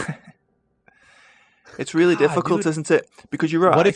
What if you just found a better client that was willing to pay 40 in the first place? Yeah. So this is what I was going to ask you, right? So if anybody's listening now, who's like, so they want to build a reputation where, and I know loads of tilers that already do this, but if somebody isn't confident that they're in this position where they know they've got a reputation that they can confidently say, listen, it's 50 quid a square meter and I'm going to come and do all these things to put your mind at ease and prove to you what my value is. But if they don't think they're at that point yet, how do they get to that point? So little by little, man. Yeah. I guess what's the actual going rate, right? Like if I'm going to set 12 by 24s, right? So essentially like a 30 by 60 is like the standard size tile these days, right? Yeah. Okay. You do imperial, we do imperial and metric all mixed together. So tiles, metric, yeah. Correct. So yeah, so the 30 centimeters by 60 centimeters. What's the standard cost to put that down, right? What is somebody charging a square meter for that? I don't think there is one. It's all over the shop, honestly. You'll speak to guys that'll say £25 a square meter, including adhesive and grout. And then another guy will say, that's far too cheap. And if I put that question out, and I'll never put that question out because you see that question every now and again where someone will say how much we're charging, and it really depends where you're located, what your experience is, what works for you, and it'll vary wildly. There isn't really a going rate, I don't think. Well, so apparently there is, because everybody thinks there is. Okay, so in my area, right, it's going to be like $250 a square foot, so 20, right, okay, so we'll call it 25 a square meter, okay? But that's bottom of the barrel. How do you afford clips for tile at 25 a square meter? How do you afford the thin set and grout at $25 a square meter, right? I'm going to charge you 25 just to set the damn stuff. Then I'm going to charge you for the clips and the setting materials and the grout and all that stuff, and I'm going to put a margin on it because I got to go to the store and pick it up, and my clients don't provide materials. I provide the materials. You don't get to choose what thin set I use. I choose. I'm the professional. I know what it needs. And I got products I like working with to put my warranty on it. So I'm a diva. I get that. But these are the little things I did because I used to take anything. I'd work with any product and touch anything and install it. And then I started seeing like, man, there's a lot of liability in this and I'm not making any money. So what happens when the floor fails? And so, like I said, I started and I was the $1 a square foot guy or $10 a meter guy. Okay. Well, then it became $12 a meter. Oh, shoot. They're not saying no. What happens if I go to 13? What happens at 15? What happens at 18? What happens at 20? 22? Ooh, 25. Okay. Little by little, you go up and then you look back. And what happens is all of a sudden, no one started rejecting your rate. You're making more money. You're more profitable. There's money in the bank account. You can actually stand to have your business be around for years to come and confidently give warranties. So standard warranty on a floor is 2 years in my state. That's what they make you do. If you buy the material. Oh, really? The state makes you put a 2-year workmanship warranty on a flooring installation. But since I sell my own material and I've handpicked all my materials and I have very high standards, I have to self-level every floor and make sure it's flat and all that fun stuff. I'll give you a 5. Right. So I'm building in more value for being more expensive. However, that money's in the bank account. Sorry to interrupt, but so that the state's making you give a 2-year warranty. Correct. You're giving 5 because you're confident in your work. What are the manufacturers giving you? Because I've got a feeling it'll be 1. Well, the manufacturer's warranty is lifetime on product, not workmanship. Right. There's the difference. They'll always get out of it somehow, obviously, but I'm talking about. No, I've had manufacturers. I've won claims. I've won 2 out of 3 claims. Oh, okay. So, but it's document everything, right? I actually got the floor flat. I actually moisture tested. Here's pictures of my coverage, right? Like document everything, put it in a file on the computer, back it up. You can win a claim, but you better be able to show that you did everything to spec. You can't tell. The claims that are being lost are because there's no documentation. You can't prove it. Automatically, that means the installer screwed up, so you got to eat it. But yeah, it's about providing that value. It's about going above and beyond. I trust what I do, so I'll cover it longer. And so the manufacturer gives, when we're talking about luxury vinyl plank, the manufacturer will give a lifetime warranty on their product for a residential home that it's not going to wear through the wear layer. Okay. And then it has, we'll warranty this, that, the other thing. But if these things happen, we don't warranty that. Essentially, it all says, if you don't install it right, we don't warranty it. Yeah. Okay. But the product works when it's installed to spec. I charge to install to spec. I will tell homeowners, I've gone in and in 1,000 square feet, I've said, I need another $10,000 for self-level.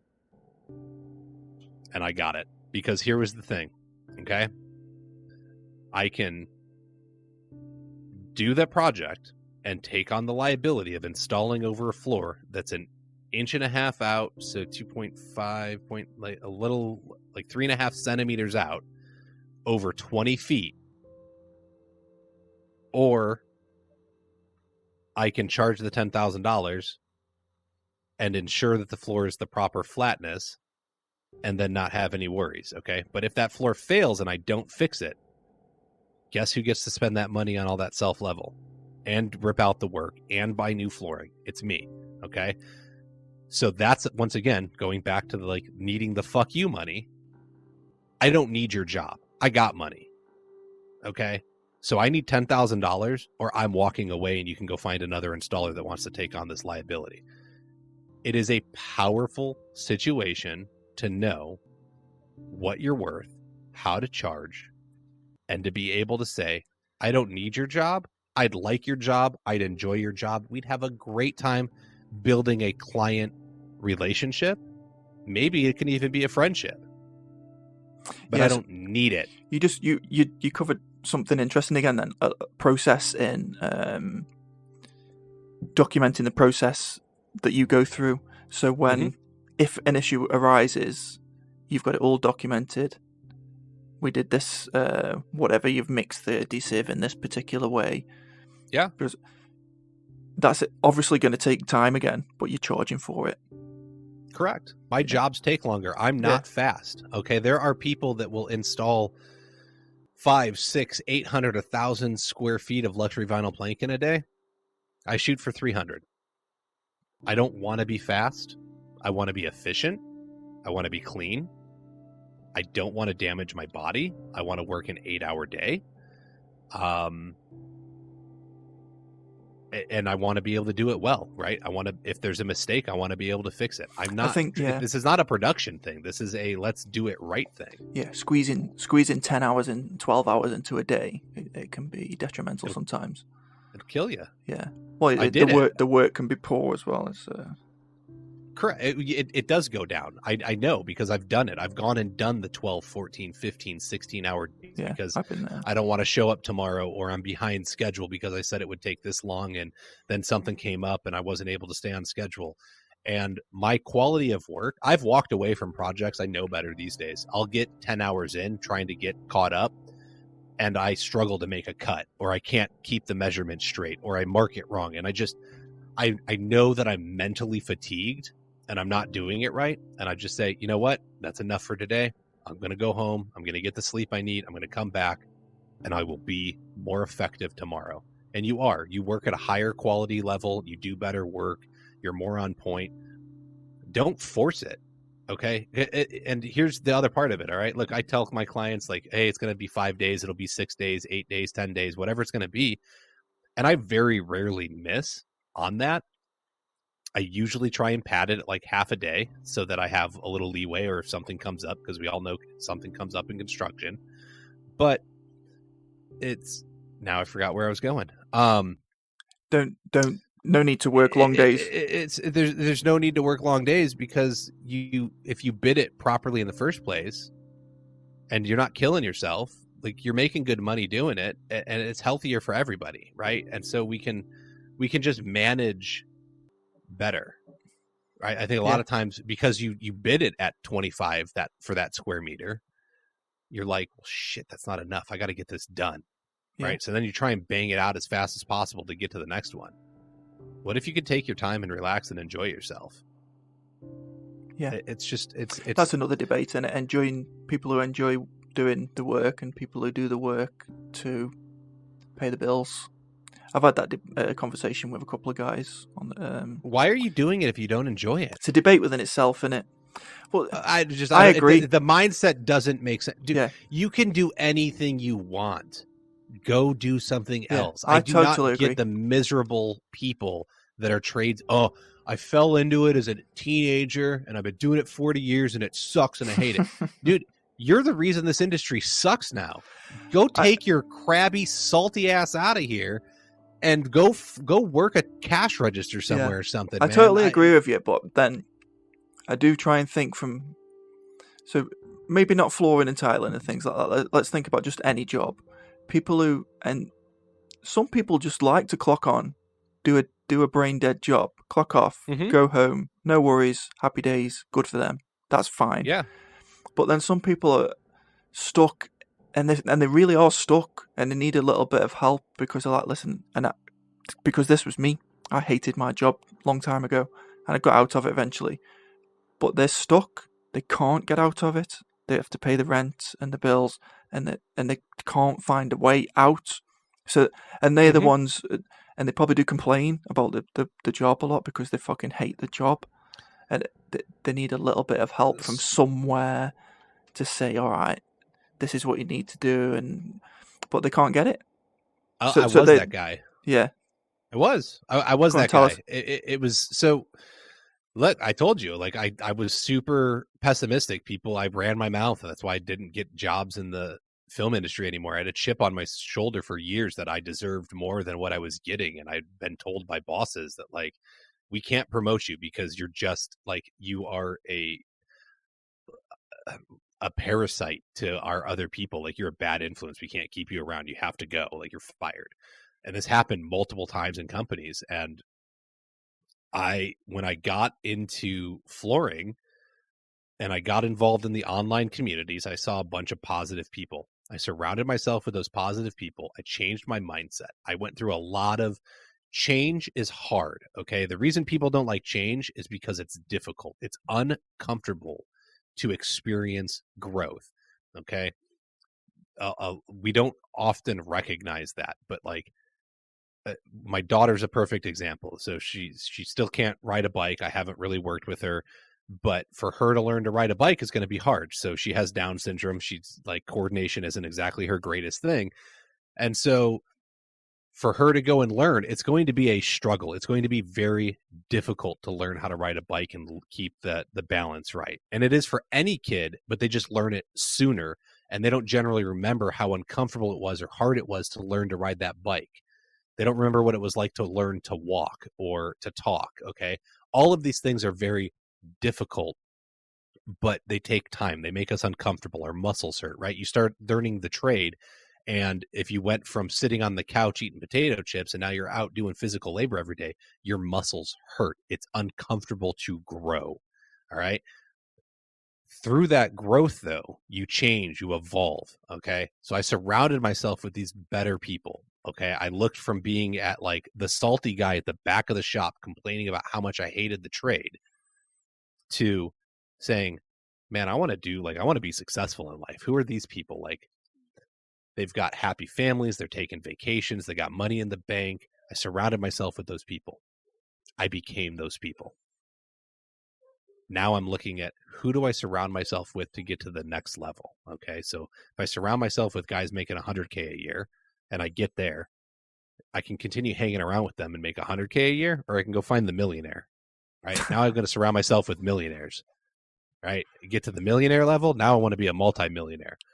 The people you surround yourself with and hang out with have a huge influence. Okay. So I don't buy that they can't change, because here's what I gave up is essentially I would come home and I'd sit on TV doing nothing. Right. Or I'd pick up a video game and spend hours on it. I cut that stuff out, listened to podcasts, read books, went on the online groups and started asking questions about how to be better at my job and learning different skills, researching different skills. I put all my time into bettering myself instead of wasting it watching a stupid screen. Don't get me wrong. My son got a new game on his Switch and I was playing it yesterday for a couple hours. That's the first time I've played a Switch game in like over 6 months. Okay. You can't change your situation. Bullshit. Like, go apply your time differently. Okay. Anybody can. But what I'm saying is that you're dead right. Anybody can. But I try and so the person that I'm thinking about, they think they can't. Do you know what I mean? And that's why your podcast's good. The groups that I'm in, so you're dead right about the social media groups.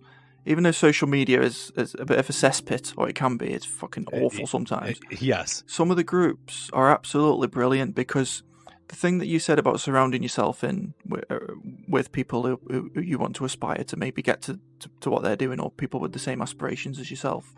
Mm-hmm. It doesn't mean you have to drop your friends. It just means you perhaps don't spend as much time with certain people and start spending more time with certain people. And those certain people might be in the groups. Because what I try and explain to somebody today, the groups, that is the world. Do you know? Even though it's a computer screen or your phone screen, that is your circle of friends now. It is. That's your social life. It's social media. It's called social media for a reason. And some of the groups are terrible, but some of the groups are absolutely brilliant for supporting each other.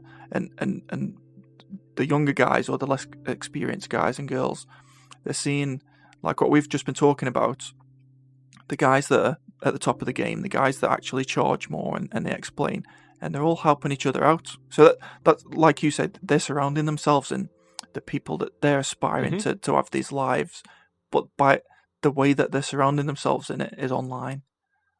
Correct. And so I don't have really any friends that I hang out with locally. I've got a tile guy that I have that's my buddy locally, and we help each other out. We go back and forth on each other's projects and whatnot. If we're free, like we'll go help each other out to do stuff, do like a big self-level pour or whatever. And so I've got him. I've got some dads that I knew from when my son and daughter were doing Cub Scouts, but like I don't hang out with them on a regular basis or anything like that. My friends are all across America now, and I do more than interact with like the really good ones that I know and mean a lot to me. We interact via text. We interact via phone call. We're doing more than just interacting online. The biggest thing is that our big trade show for flooring is coming up at the end of January, first week of February. Vegas. And in Vegas, we get to go to International Surface event. I'll get an invite one day. That is, you just come, man. It's awesome. You can use code Kyle and get a free get a free exhibition pass. There'll be people going. Actually, it's worth repeating that because there will be people going who are listening. If you haven't registered for Surfaces yet, use my name Kyle and go register, and you can get the pass to get to the showroom or the exhibition floor. They'll waive the fee for that. So I think it's like $60 or $65 you save. So yeah, they're a partner with me on my podcast. I appreciate them. It's a great show, lots of networking opportunities, but that's the point, right? I've built a network of people. So me going to Vegas is I have some work to do while I'm there. I have things to promote. I have some talks to give, but I get to go hang out with my friends, man. And that's what I'm excited about. And so then another show will come up and I got to go to that show because my friends are all over the country. I'm not hanging out with them in Arizona. So the only time I get to hang out with my friends is if I go to some outside event where it's, we all get to go and hang out. And I love it. I only get to see them a couple of times a year. It's always valuable.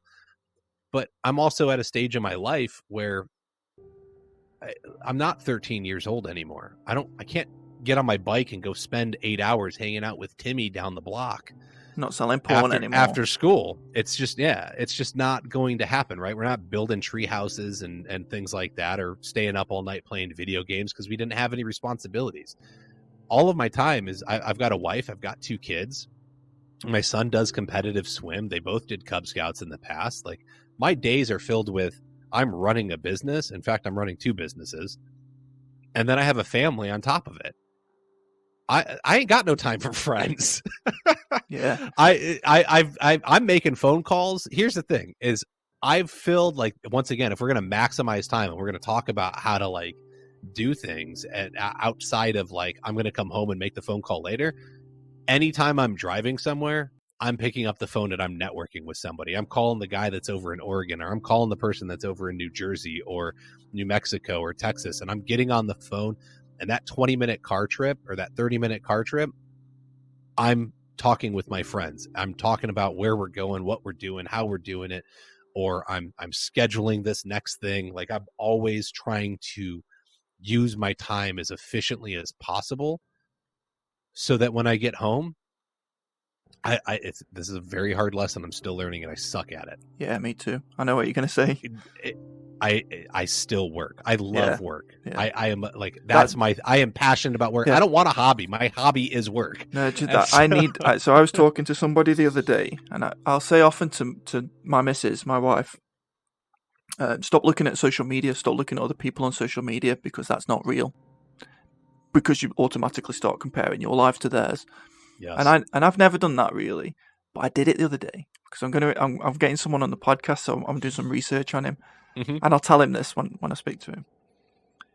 He is loving life. Because I was looking at his social media. He's got all these hobbies. And I'm like, fuck, I haven't got a single hobby. I just work. Uh-huh. But I bet you when I speak to him and say, no, I'm quite depressed, actually. Could be, man. I would believe it. It's I do need a hobby. Same as you. My hobby is more work, which can't be right. It's not. And the podcast started as like a thing and it's turned into another business. And I did that to myself. And now I'm looking at like, can I go full-time podcasting and business consulting, coaching type stuff and not do the install anymore? I used to do a lot of fishing. I'd love to go fish. I don't get up and go do it. I should get back into that. I will say I'm a dork. I like to watch anime. And so there's 2 anime that I watch. There's one on Saturday and there's one on Sunday. So like I do kind of have a hobby, and maybe I catch like a new show and like it'll be old and I'll binge watch it. So like, look, I waste my time. I just try and get it done in spurts. And so I will work myself to death and get overwhelmed and just be like, I can't do anymore. And then I will go through like 2 weeks where I don't want to do a darn thing, and I'll binge a bunch of shows or anything like that. And then I'll go back to it and I'll work like 6, 8, 10 weeks straight, like 14 hours a day, weekends included, just anytime I can be doing something. I'm trying to do something and I'm working at this high level. I get burned out again. And then I just like veg out, which is another great reason to like, go charge more so you can veg out. But do it more responsibly. It's good advice, really. It's not just vegging out, it's having a break in it. Yes. Well, you guys are way better about holidays in I don't think the self-employed overseas. are. The self-employed aren't. Probably never, but it's definitely like that's so. Can I plug something? Go for it.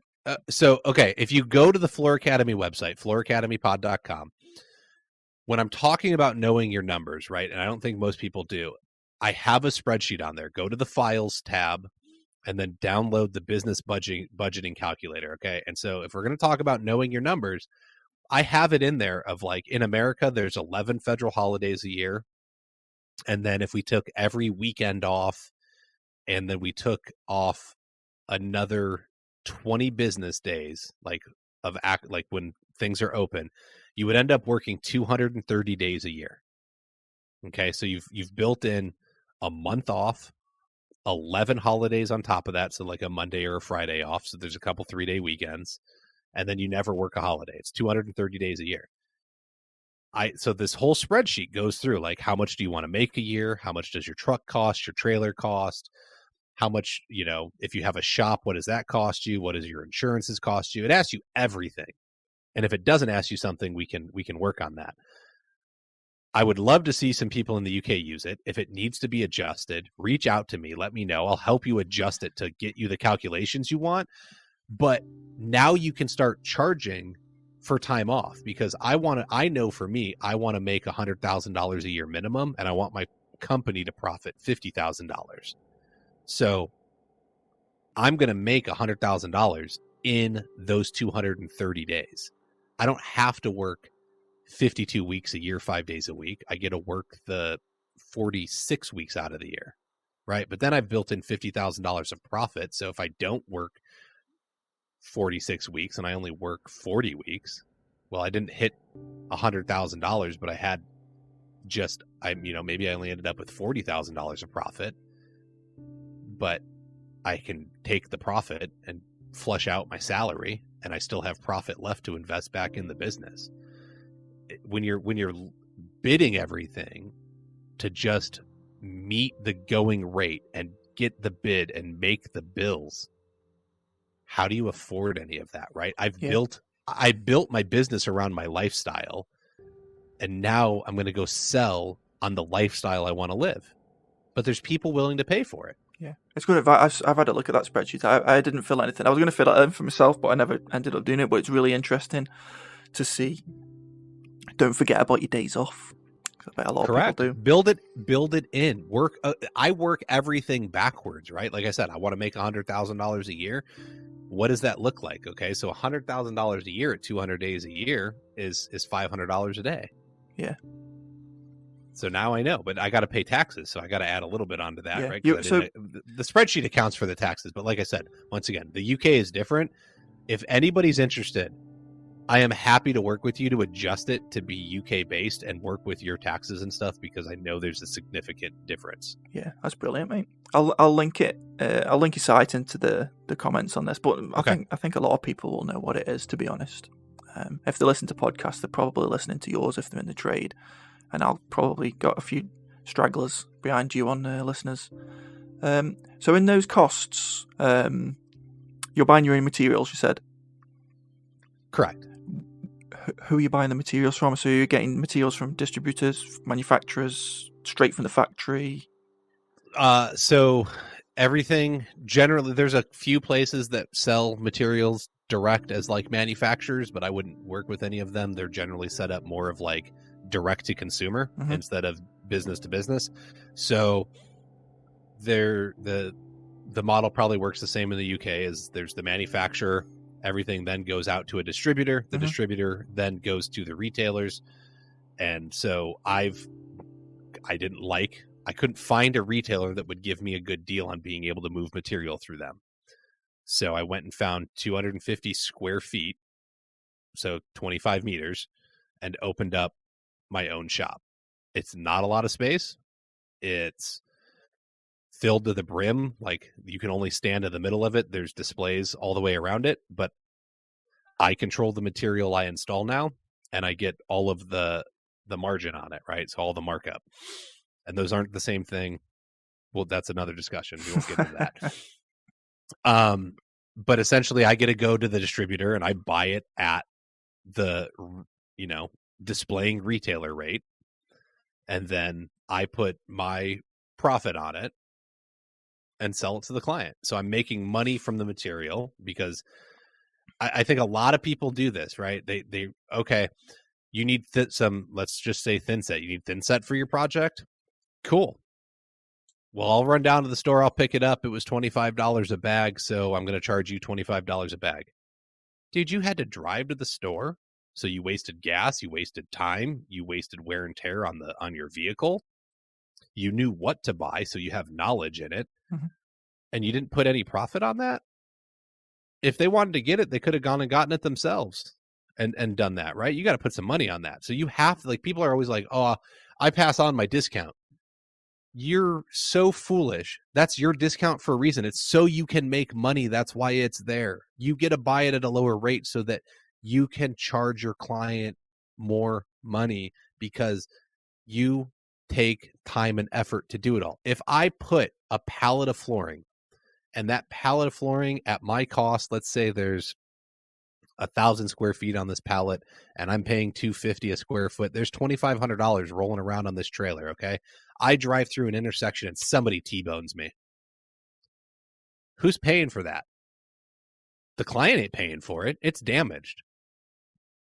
Okay. I got to pay for that. Can I file an insurance claim? Sure can, but I'm still out that money, and now my insurance is higher. I have to charge more to accommodate my business being able to continue to run successfully, because I took a risk in transporting the material. I'm going to install the material and I have to warranty it. If it fails, I need money to assure that I can redo it. Yeah. So I provide materials because I want to make the money on them, but I also know what I'm working with, because I was given a lot of really iffy products from homeowners, and I said, there's way too much liability in this. It's just silly to do it. Yeah, you covered that earlier. That it's your experience and knowledge, so you know what you need. You know what's going to work. It's not even picking it up, fuel money, whatever. It's the knowledge that's the main thing. The customer would have to do a fair bit of research, and if they went to pick it up themselves, and you see this quite often in the UK, they'll come home with 200 square meters of tiles and, I don't know, 30 bags of some kind of adhesive that the salesman's told him is the one that you need. And the tiler's like, has anybody ever seen this adhesive before? Is it any good? Whereas, I agree with you, they should be saying, I'm not using that because this is on my head. I would rather, I'll test it if you want me to test it and maybe use it in another, but this is all like extra time. We'll take it back and we'll use the one that I know is going to work for what I've quoted for, basically. Correct. For the application, because these, you guys have Ardex over there, right? Ardex has how many different mortars and thin sets, right? They each have an application. Laticrete's probably available over there. They're international. All of these companies have multiple different options, because one's for wood floors and one's for concrete and one's for ceilings and one's for walls and one's for this application. And here's your like premium thin set, and here's your bottom of the barrel thin set. Like, there's options for a reason, right? We can value engineer a project, but I'm going to choose it. because I know what I want to work with. Yeah. And the customer's got no idea. And I hate to say it, sometimes the salesperson who sold them the adhesive hasn't either. All the time. They're just pushing what they need to push, which is whatever. Well, yeah, maybe they get a kickback on it, right? I've got products that I can sell that I get a kickback on, right? Like $4 a box, $5 a box. Do I move those products more? Only because I've already picked them to be in my shop. But honestly, I bring people into my shop and I say, here's your options. What's pretty to you? Because honestly, at the end of the day, that's what they care about, right? As the lady of the house, she says, what's going to make my home pretty? So let her pick out what things she wants. And my specs are all fairly similar. If everything's got to be rated at a certain standard for me to even carry it as an option. So there's no, well, what's this or what's that? There is some price difference, but essentially they're all pretty equivalent. So what color do you want? Pick the color. I'll put it in your house. We'll make it pretty. That's the decision that I want them to make. I've already handled the rest. That's the only decision, really. Out of it. Yeah. Everything else, you have this problem with tiles. So as soon as you get technical, most customers will glaze over. As soon as you start talking about they don't care finishes, rectified edges. I don't know what it would be for you. Different coatings and protection. Correct. I get it all, right? Yeah. Do you want the octagon tile? Do you want the hexagon tile? Do you want the square tile, the rectangle tile, and in what color? Okay. Do you like that edge or no, right? The rectified edge versus the pillowed edge. You don't like the pillowed? Cool. You're going to look here, here, here, and here. These are all equivalent. Do you like blue, green, or purple? Pick one, right? Pick what's pretty. I will handle the rest. Don't sell on. They don't care. Okay, the homeowner doesn't care about your wear layer. They don't care about the thin set. They don't care about how the tile gets bowed, and that's why you need clips. Just sell them on pretty, and tell them you'll take care of the rest. Really, and then if they ask why you're so much more expensive, then you can tell them, look, it's a really long plank. When it goes through the drying process in the kiln, it gets warped. And so I have to use these little fancy clips to make sure the floor ends up flat, because you don't want there to be lippage and to stub your toe. And so I'm looking out for your best interest to keep your little toesies safe. This little piggy didn't get hurt. Right. So, raw materials. This will be a quick one, but because of social media, we're getting we've got US and UK guys and all African guys and all over the world. They're all mingling. Yes. So a US UK thing that you see quite often. So mud, right? So correct. You see a lot of posts. Maybe not a lot, but you'll often see mud mentioned by US guys. I won't speak for everyone, but a lot of UK guys won't know actually what are they talking about. What is mud? I know now, but I'm going to ask you to explain it. Okay. I am in no way qualified to answer this question, folks. Do not hold me to the fire, okay? Generally, I'm not a tile guy by trade. I've learned a lot, so you've had enough guests to have some knowledge. I study it, right? Like I'm interested. I'm a dork, so I learn about other trades for fun in my realm. So, in my understanding, mortar is generally just going to be thin set, right? Like they're kind of interchangeable. Mud. Correct. Mud. Okay. So mud is this whole other world. It's very like the area of the country that uses mud is probably the size of the UK, and it's off over in California and then like some surrounding regions over there. And it's a lot of Northern California. Okay. So mud is a mixture of sand, Portland cement, and maybe some lime, depending on what you're using it for. Okay. So a lot of people will still mud pack a pan. And so they will put the curb up and they mark out the height, and then they can slope it, and you put the mud in the pan and you pack it all down and you get it sloped and everything goes towards the drain, and then you let it dry and you've got a mud pan. There's another thing you can do with it to where they will build entire showers out of it. They'll mud pack the pan and then they will mud the walls as well. And so because the drywall is all uneven and whatnot, and bowed. We all know how well the framers and the drywallers do on getting things plumb and square.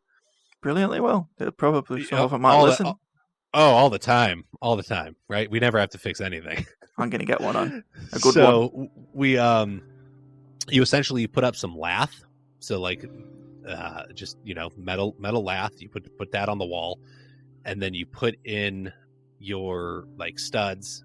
Essentially, like they'll put in like wood shims to mark out where they need it to be flat, and then you start packing this mud into the lath, and then you shim it, like you shimmy the screed it, and it makes it a pretty flat wall, and then that dries, and you actually have a flat, Portland cement sand mix, I think, wall, and they call it mud.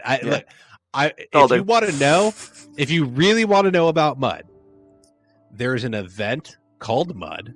It's going to be held in August. I don't know. You can go on Facebook and type in mud, and there's a mud group, and these are like the hardcore mud dogs. That's what they call themselves. They're mud dogs. They hate the foamies. Really? The mud guys and the foam guys. They go at each other. They don't like each other.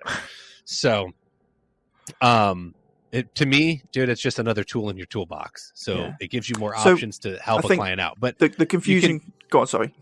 Well, so you can go to Mud, and they teach people, like, because it's a dying part of the trade. So they're teaching people how to do mud every year at this event, and it's super cool. Look, if you like, going to surfaces is one thing. That's like the white collar convention for people. Okay, Mud is the blue collar event for blue collar guys doing blue collar things. Like they're drinking beer all day. They're like, it gets real dirty, and they'll draw penises in the walls as they're doing their mud. Like it's a bunch of dudes being dudes for the day. But you can go and learn how to do what they do as a dying part of this trade and help keep it alive. So it's a really cool event. If you want to come from the UK, man, they would be happy to have you. We would have an absolute blast. I should be going again. I went last year and checked it out. I did like some live podcasting and emceeing and whatnot. It was awesome. I think they'll have me back this year. So you want to learn about mud? Come on out. It's awesome. It's in the middle of I'll nowhere. Definitely have a look. I'll look for that. So I think the short version, a lot of me included, a lot of UK guys thought they were referring to adhesive thin set. Well, you would call it thin set, which is not the case. It's a screed. No. And I think the only time... But it's not so a screed, when you say screed, I think of like self-level. Mortar, yeah. It's a mortar, not a screed, yeah. You're making the cement thing, right? Like I said, it's like 4 parts sand cement to 1 part Portland mortar. Cement, and then you mix it up and put it on. So I don't know. It's mud. That's what like I said, I'm not qualified to talk on this. It's just mud. But no, it's not an adhesive. Like, you're not setting the tile with it. Now they'll get weird, and there's guys that'll call thin set pookie. What's that? It's thin set. They just call it pookie because they're weird. Well, I'll Google it. Might be dangerous. Sounds dangerous. No. Okay, we've done mud. Mud's out of the way. Okay.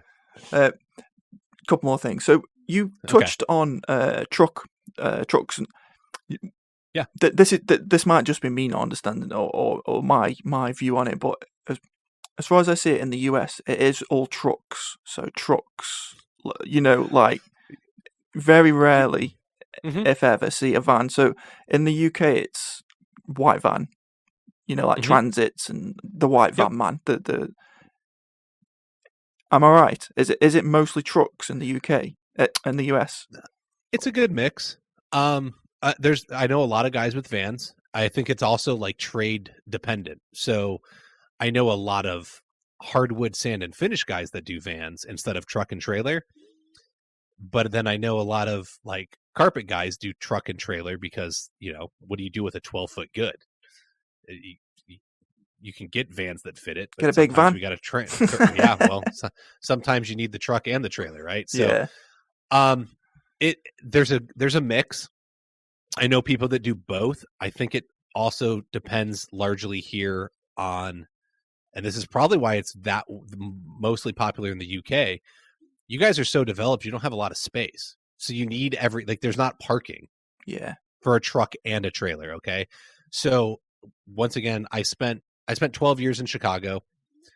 If I were to go work in downtown Chicago as a flooring installer or a tiler, I would run a van, because finding parking to be near my client's house or the commercial site is going to be nearly impossible. Yeah. So I would operate out of a van. Yeah. Now, living in the suburbs, I can operate with a truck and trailer, most likely.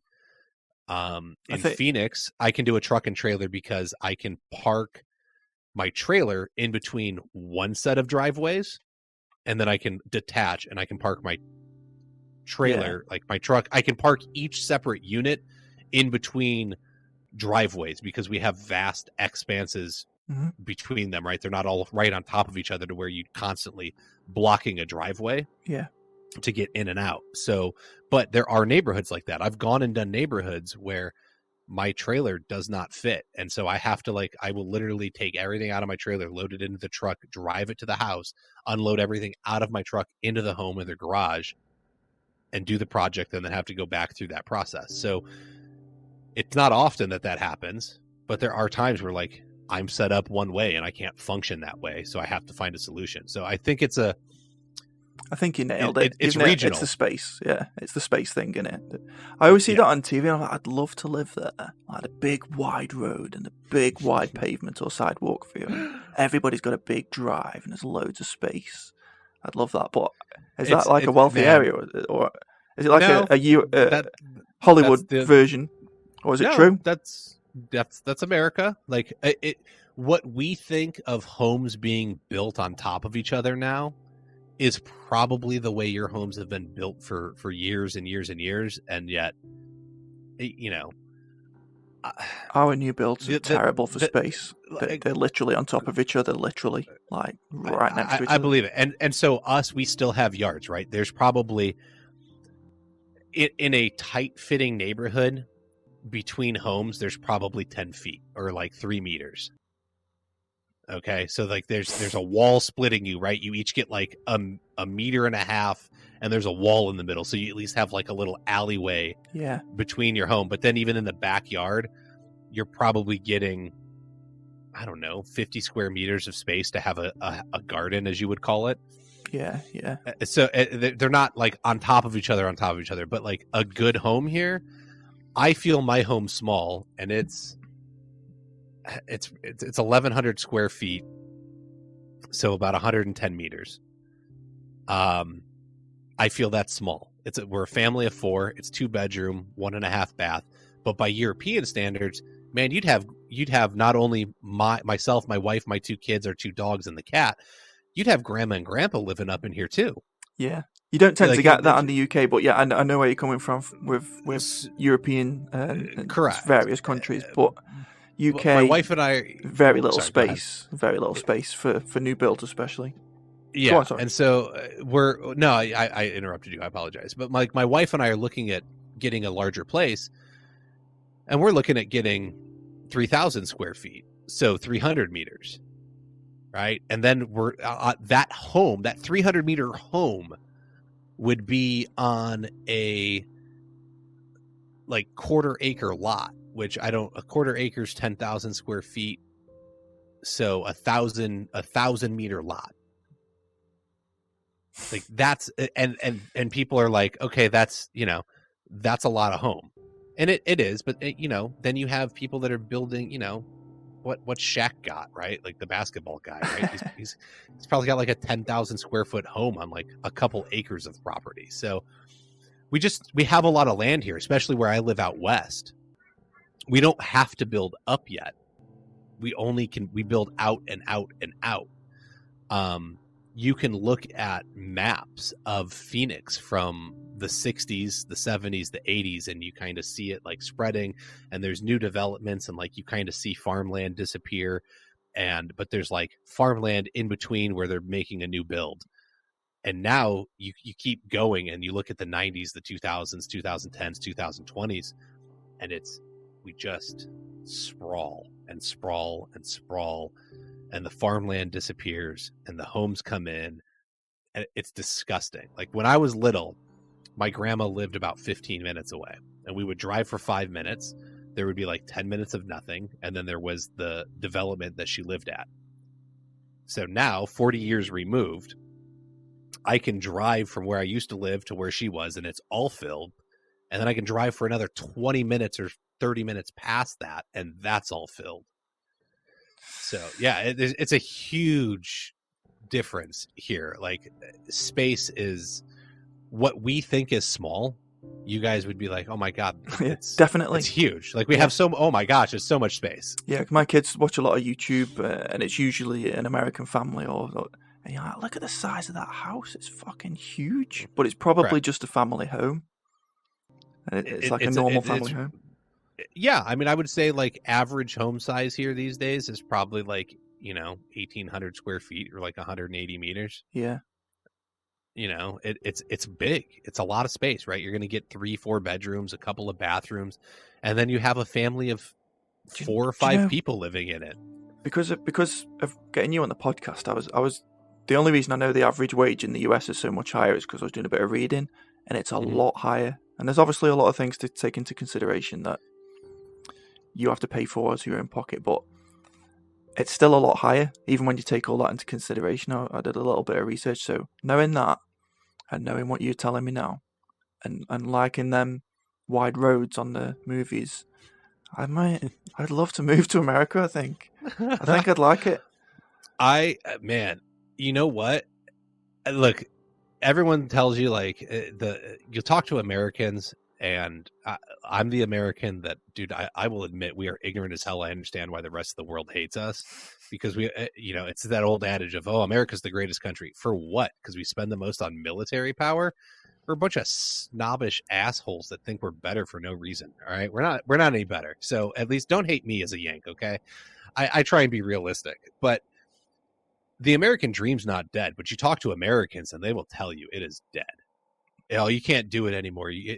Man, there are immigrants coming over here constantly being successful. You want to know why? It goes back to the conversation we had earlier where I said, all you got to do is put in the effort. Americans are lazy. Okay.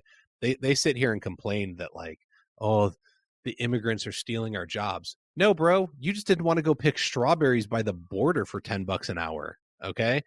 But the immigrant was willing to get the visa, like to come over the border and pick the strawberries for $10 an hour and then send 98% of it back to his family and he's living 10 deep in a 1-bedroom apartment illegally. Like he's making sacrifices and going out of his way to do things to move himself forward. And you want to sit there and say, oh, I can't do anything without government assistance. But I still I have to be able to keep my cable for $300 a month. Okay. You suck. That's why the American dream's dead, because you won't do anything and he will. So you could come here. I think there's plenty of opportunity. Honestly, what I would look at is like New Zealand is dying for flooring fitters. I'm not a fitter. It's good advice for the people listening. But I mean, even as a tile person, like it'd probably be amazing. But just the opportunity alone, like I look at what's available there, right? Could you find a way to go open up a distributor for them that maybe deals in unique products that they're not currently getting because you have access to not that New Zealand's undeveloped. I don't want the audience down there to think I'm insulting them. And I do have a decent audience that listens from there. But it's a population thing. Are they lacking on technology? Can I get them? They're low down the list of global companies when they want to pump something. There's just not enough people there. Correct. So, yeah, I mean, I think there's tons of opportunity for people. Like if you're not happy where you're at, this goes back to knowing your worth and knowing that you're an artisan. You have a skill that no one can take away from you, and you can go do it anywhere you want in the world. Anywhere you move, people need flooring or a shower or tile or they need a building framed. Like, I don't care what you do. They can't take that away from you, and it works everywhere. You can move anywhere in the world and immediately be handy to someone. Yeah, it's not quite anywhere. I had a guy on from Dubai, and I asked him the same question, and he was like, "There's no point." He says you could come and you'd have those skills as a fitter or a tiler or whatever, but they get guys from India who are Look, extremely highly skilled and extremely low wages. okay, but here's the thing, though. Okay, I moved to Dubai. I'm not working for the local people. I'm working for all the people that are coming, all the rich Americans or the rich people of Dubai, or United Arab Emirates. I'm going to go work for the people that have the money. Yeah, Okay, you can't work for the locals, or you can't afford. You can't go work and build the buildings or the skyscrapers.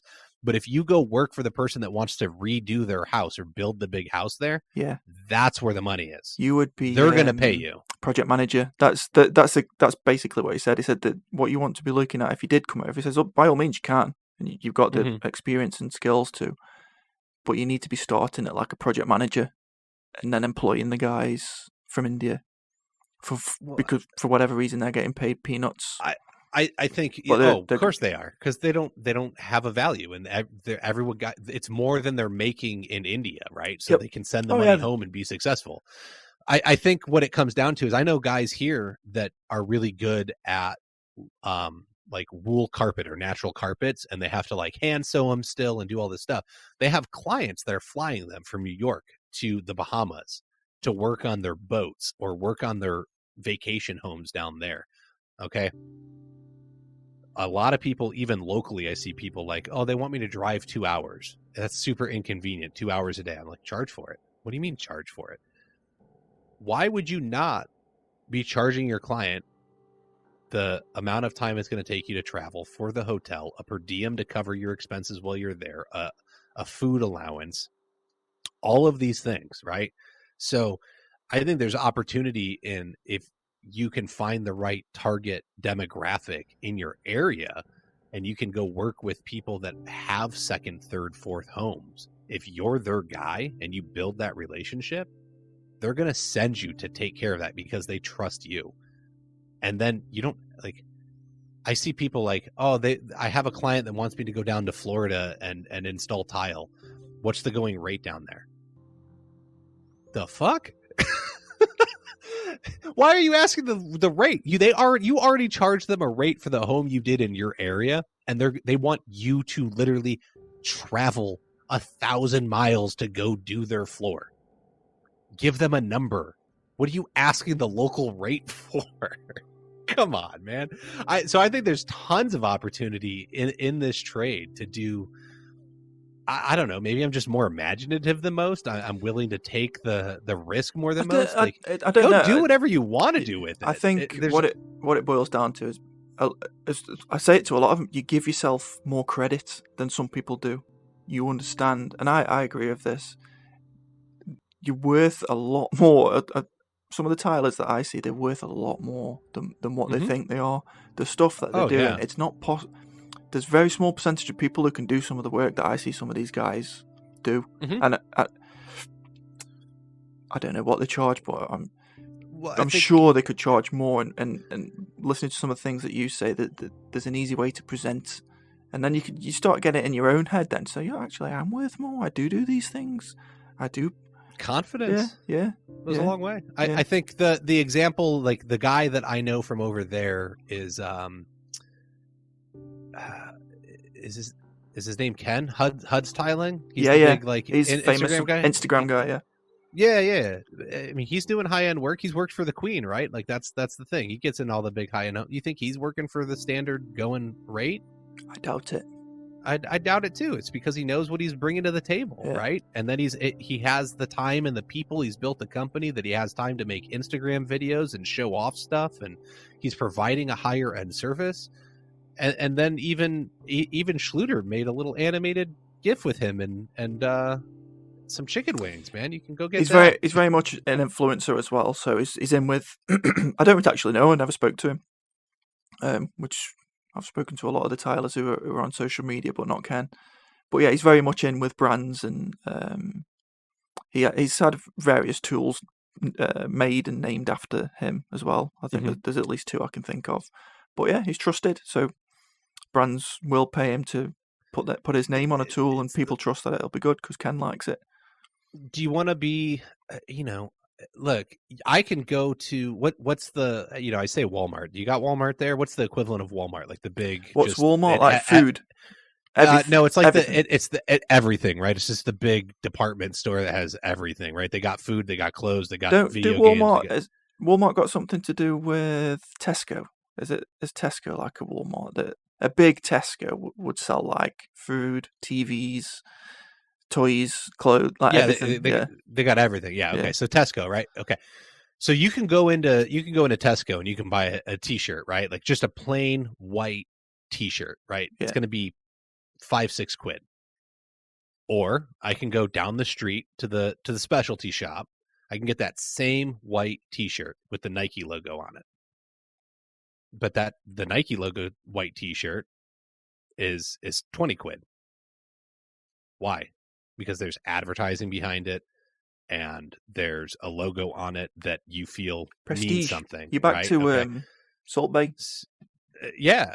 So it's a matter of like, I 100% agree with you. I don't think people see the value of what they bring to the table. And so they need to understand, once again, these skills can't be taken away from you, right? And we need them. They're dying. You can charge for them. It's okay. Yeah. So if for people listening in the UK, because I think people should listen to your podcast. I'm going to listen to a lot more of them myself and see which ones are useful for me. Have you got say 3 to 5 episodes, whatever? I'm asking you to think of something off the top of your head, but that would be useful to get into it for a UK listener. Man, I cover such a gamut of everything. Yeah. It literally, I've been all over the board, from like, I get into personal development to emotional development to the business side of things. And a lot of it is the business side because that's what most people need. But if you can't handle if we're not, I've had my chiropractor on to deal with physical health, right? Like and I've had a guy on that talked about Pilates. So if you can't operate physically, emotionally, and mentally well, like we got to run on all 3 cylinders. Otherwise you're lacking. Like I cover the range of things on all of it. So what I'll say is I will give you my top 5 episodes ever. Okay. And I'm pulling them up right now. And so that's why these are the top 5. I couldn't tell you. I have not been able to figure out any rhyme or reason as to like what hits and what doesn't. A lot of the times the episodes I think will do great don't, and the ones I'm like, oh man, that's garbage, like that's not going to do well. It's like the most popular episode. I understand I understand the 5th most popular episode. So we will start at the bottom. The 5th most popular episode is my 100th episode. I put my wife and 2 other women that are married to flooring contractors on, and they essentially talk what it's like to be married to a contractor. I will say that it's entertaining because within the first 30 seconds, my wife runs me over with the bus and then continues to do so for another hour and a half. I'm not afraid to have my wife on there. I'm not always the greatest husband. I understand I have flaws, and I try and be as real as possible on my podcast. Like the person that you get here, like if we meet in person, that's the person you're going to get. I try and keep it real. I don't want to be fake. I don't want to hide anything. So I think that's why it's really popular, is people get to see another side. It's also, I've had people listen to it with their wives, and their wives are like, oh my God, somebody gets me. So I think it's powerful in that way. Number 4, organic social media basics with Shannon Vogel, who's a great friend of mine. She runs Reach Social, and she, walks you through how you can use organic social media content to help grow your business. We've got identifying your target market with Paul Lucia at number 3. He's a contractor out of Houston. He believes in all the same things that I'm pitching to you. And I think that's a lot of times that people are trying to reach everybody in a market. Who do you actually want to reach, right? Who are your most successful clients? Who was easiest to work for with you? And you start looking at all the things like, what's their income level? How expensive is their home? What kind of cars do they drive? Like we get into like some minutia of like, how do we figure out who we want to actually work for? Number 2, installer versus retailer, the pricing debate with my friend Michelle Winters. She used to own a retail store, and we look at what it's like to be an owner operator such as myself versus her as a retailer and working with subcontractors, and we go back and forth on kind of why we both do things the way we do, and how we would maybe make the situation be better. And then number 1 episode is called Estimates and Communication with my good friend Ken Ballin. And that's exactly, we talk about estimates and communication. I think the number 1 breakdown that contractors have is they just suck at communicating.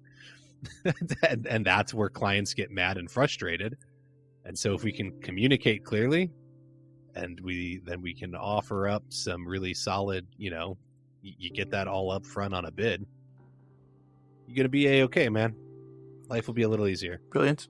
That's great, mate. That's 5 good ones to know, because it can be a bit daunting sometimes when you find a new podcast and there's 200 episodes, because you're like, where do I start? In the latest one or the first one? I started for me here. I'm going to tell you to start at the first one, so that it only gets better. No, because I get better. I get better at interviewing, and so some of those early episodes, like in my opinion, man, they are super rough. So yeah, I start nice, at the beginning and go forward.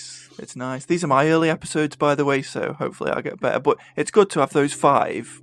And you're like, right, I'm into this, and then go from number 1 then, and then brilliant. Look, it's on-demand content. Listen to it however you want, and they're long, man. I've got episodes that are an hour and a half long. I know yours have been going long. Here's the biggest thing, right? It doesn't matter. It doesn't matter. It's on-demand content, okay? I think everybody thinks they got to track the conversation and like follow it the whole time. Man, I will tell you what. If you're the guy that's out here listening to a business podcast or a podcast in general to better yourself, if you can walk away only picking up 10% of the content and you remember one golden nugget, just one, you are further ahead of everybody else in your space that isn't doing anything. And if you apply those nuggets and you actively work on them, you will make a difference in your business. And so I have people come to me and they're like, Kyle, dude, come on, hour and a half podcast? Like, you got to stop. And I'm like, no, I can't, because I can't accomplish what I want to accomplish in 30 minutes. Okay.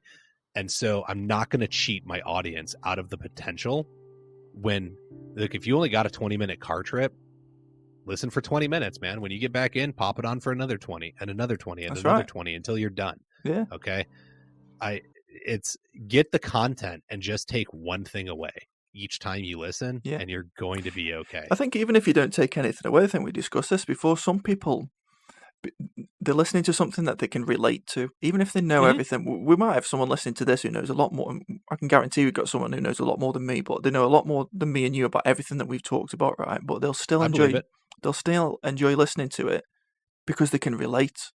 And they're listening to 2 people talking shit, basically, which is actually people like to do. I think it gives you the different perspective, right? Like I have a horrible flaw that I will argue anything just for the sake of arguing. And even when I know I'm wrong, I will continue to argue from the, like, just to do it, because I think we have to analyze things from another perspective. Yeah. Playing devil's advocate per se. And so I think that's why people are entertained by stuff like this. They're like, they may agree with you, they may be smarter than you, but it's like, oh, okay. If I look at it from that perspective, I can get this understanding. And it helps us grow. Yeah. It's much better to have a debate. I mean, I've said this a million times, and I've made posts about it on my social media for this podcast, that you cannot have a conversation on social media, a TikTok post, a 2-minute news segment or radio segment. You can't do it. And the reason I had a guy on who he went a little bit viral. He was a DIY guy, and he built his own extension on his house, and it went a little bit viral on social media, and it still is, by the way.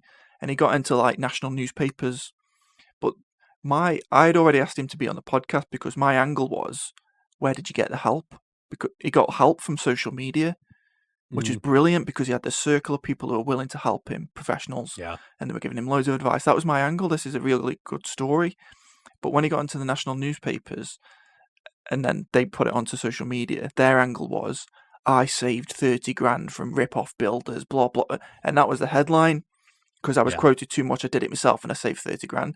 that's not really what he was saying. But then obviously people only read the headline, so then all Correct. the comments underneath are, builders aren't needed anymore. And I'm like, no, that's not the story. The story is builders like you helped him.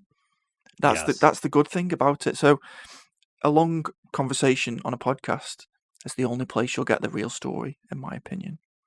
I think so. And it's generally like, look, it's not that there's not podcasts that are biased out there, right? And they have an agenda to accomplish. I have an agenda to accomplish. I want you to be more successful and run an actual business that becomes an asset as to owning a job. That's my agenda, right? Yeah. I want to empower you to do better. Do I make some money along the way doing that? Yes, but I'm not charging you. I'm charging manufacturers to sponsor the show. Can you opt into another program I have, like the mastermind I mentioned? Yes. And do I charge you for that? Yes. But we're making a business agreement, right? But I'm not charging for the podcast. The podcast is free, man.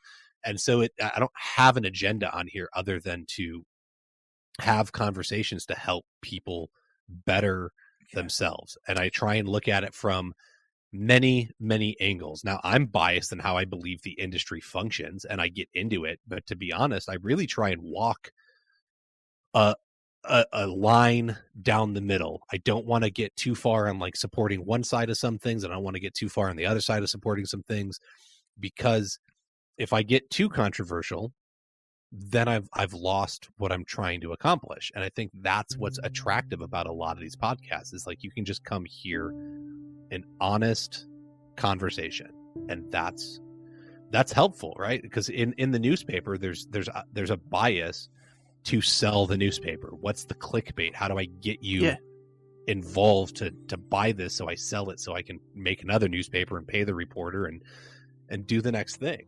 And it's just like, news is killing us. I don't think people are. Nobody listens to it anyway. Unbiased as nobody cares. Look, if you do, more people listening to your podcast. Got problems. I mean, maybe compared Definitely. to some things. It's just, for me, it's like I take a bad perspective on this. I'm not worried about what happens on a national level so much, or an international level. Like I am, it does affect me at some point, but honestly, where I'm going to make the most impact is with the people I live with every day, which is my family. And outside of that, it's probably my neighbors and my local community. So if I'm not doing something to impact that place, then I'm completely lost, right? So for me to get hung up about some decision for me that's made in Washington, D.C. doesn't do me any good. Like, why do I need to focus on that when I could be out knocking on my neighbor's door and saying, hey, I noticed you're elderly, you're struggling to mow your lawn. You want me to take care of that? Or can I have my son take care of that for you on a weekly basis? What does that do to move us forward? And that's the other part, is like, if you read the newspaper and you watch the TV, it's all doom and gloom, right? The world's ending. We're all going to die. Everyone's an asshole. And yet when I walk out my door and I interact with my fellow human beings, all of a sudden they're not so, there's nice people. Yeah. That's another, so that again, that the good groups on social media and the good circles, I don't mean groups as in Facebook groups. I mean like a circle of followers or a Reddit group or whatever. Yeah. They're nice places to be. The good ones. Sure. Because they're all helping each other out. And it's the same as you. It's who gives a fuck what like the national news is trying to fucking push down. I don't care. I've stopped watching it literally years ago now. Not interested. Mm-hmm. Look, here's as an American, this is where, maybe I'll cause some friction, right? Because Americans, we all love our guns, right? And as a convicted felon for my drug charge, I'm not allowed to have any now. But I'll tell you what, man, I will get behind the cause when they try and take away our guns. Like if the government decides to try and do that, like I'm all for it, because I think that's one of the things that actually makes America powerful, right? Like, ain't no one want to invade us because everyone's got a damn gun. We will automatically quickly form militias as citizens to protect ourselves. Like we have that built in. 100% something option. I can't debate with you because I've got no fucking idea what all of that entails. No idea if it's a good idea. No idea if it's a bad idea. I don't know. I don't know. I think the statistic is like there's like it's 3 or more guns to every freaking person in America. Like it's absurd, dude. But we're protected, so we can defend ourselves if somebody comes after us, right? But I guess that's the fear these days, right? The government's going to try and like come and take over and have all this control. Not here, man. If it comes down to it, America is not going to let it happen. I think that's what you've like. If you're following the news, right, you see like all this, oh, I'm a Biden guy or I'm a Trump guy. Like they have us at such odds with each other, where really it needs to be like, I'm an American. I'm not even convinced about that. Or I'm they have us at such odds with each other. It's man. crazy. It's crazy. It's the way I look at it is I'm an American and you're the government. Okay, let's get on that page, because if we start having that conversation, a lot of those like mixed issue agendas are going to fall out. And we're going to be like, look, I just want to live without them overseeing everything I do. So that's the boat I'm on. Is I'm just like, I want to be able to do what I want to do, and I want to do it well. And so until you completely start infringing on my rights, I don't give a shit what's going on. Do you ever get political on your podcast? I try not to. No, really not. Like that's me. This is me getting political. And it's me saying I don't. It's a nice little rant. I like it. I'm going to operate the way I want to operate until you tell me I can't operate that way, and then I'm going to take issue with it and find a way to stop it. Right. So because once again, I don't like the decisions made hundreds of miles away from me don't always impact me. Like I said, I'm going to have more impact in my local community. Me going and getting involved with the local high school, which is something I should do, and going and offering trades training is going to make a bigger impact than anything else in those kids' lives in that moment at that school. Yeah, there's no point getting wound up about it. So, like I say, it's the news and it's social media clickbait that's going to get you wound up about it. There's nothing you can do about it. And if you don't know about it, there's still nothing you can do about it, but it's not going to piss you off. So, leave them to it. I think we're done, mate. I think I've definitely covered everything I wanted to. I think we've killed it. We gotta. I'm sorry, folks. If you've listened to all of this, congratulations. Yeah, it's for real. Some people will. Okay, right on. That's awesome. No, thank you for having me. Thank you very much. Shane. Honestly, I appreciate it because I appreciate your time, because it's the daytime for you. You've had to find some time in your day to do this. I appreciate your podcast. I appreciate the fact that you do genuinely try and help people, and they're the people that I try and get on my podcast. There are plenty of people that don't want to push the trades forward. I want to talk with people that want to see the trades be successful, and I don't want to turn trades from like a blue collar thing to a white collar thing. What I do want to see is I want to see tradesmen respected. I think there's an interview on another podcast that Ken from HUD Styling was on, and he was talking about how even in the UK, like years ago when he was a kid, you would see kids running up to vans and like begging to become an apprentice. Yeah. And there's just, that doesn't happen anymore, right? Like we're just these nasty blue collar slobs that are dirty and don't make good money, man. I want to be respected for what I do, because what I do is unique, and society can't function without us. Okay, what happens when all of the floors in Tesco have to be dirt now because nobody can actually install tile properly? Yeah, seriously, like that's something. Like what happens when we can't build homes anymore because tradespeople, nobody wants to be a tradesman because it's not respected. Let's bring some respect back to it. Let's further that. Let's get paid well. Let's have some fun, enjoy ourselves, take care of ourselves, and pass on an awesome legacy. I think that's what this is. That's what needs to happen. I want to talk to those people, and that's who I hang out with. Nice one, mate. Thank you very much.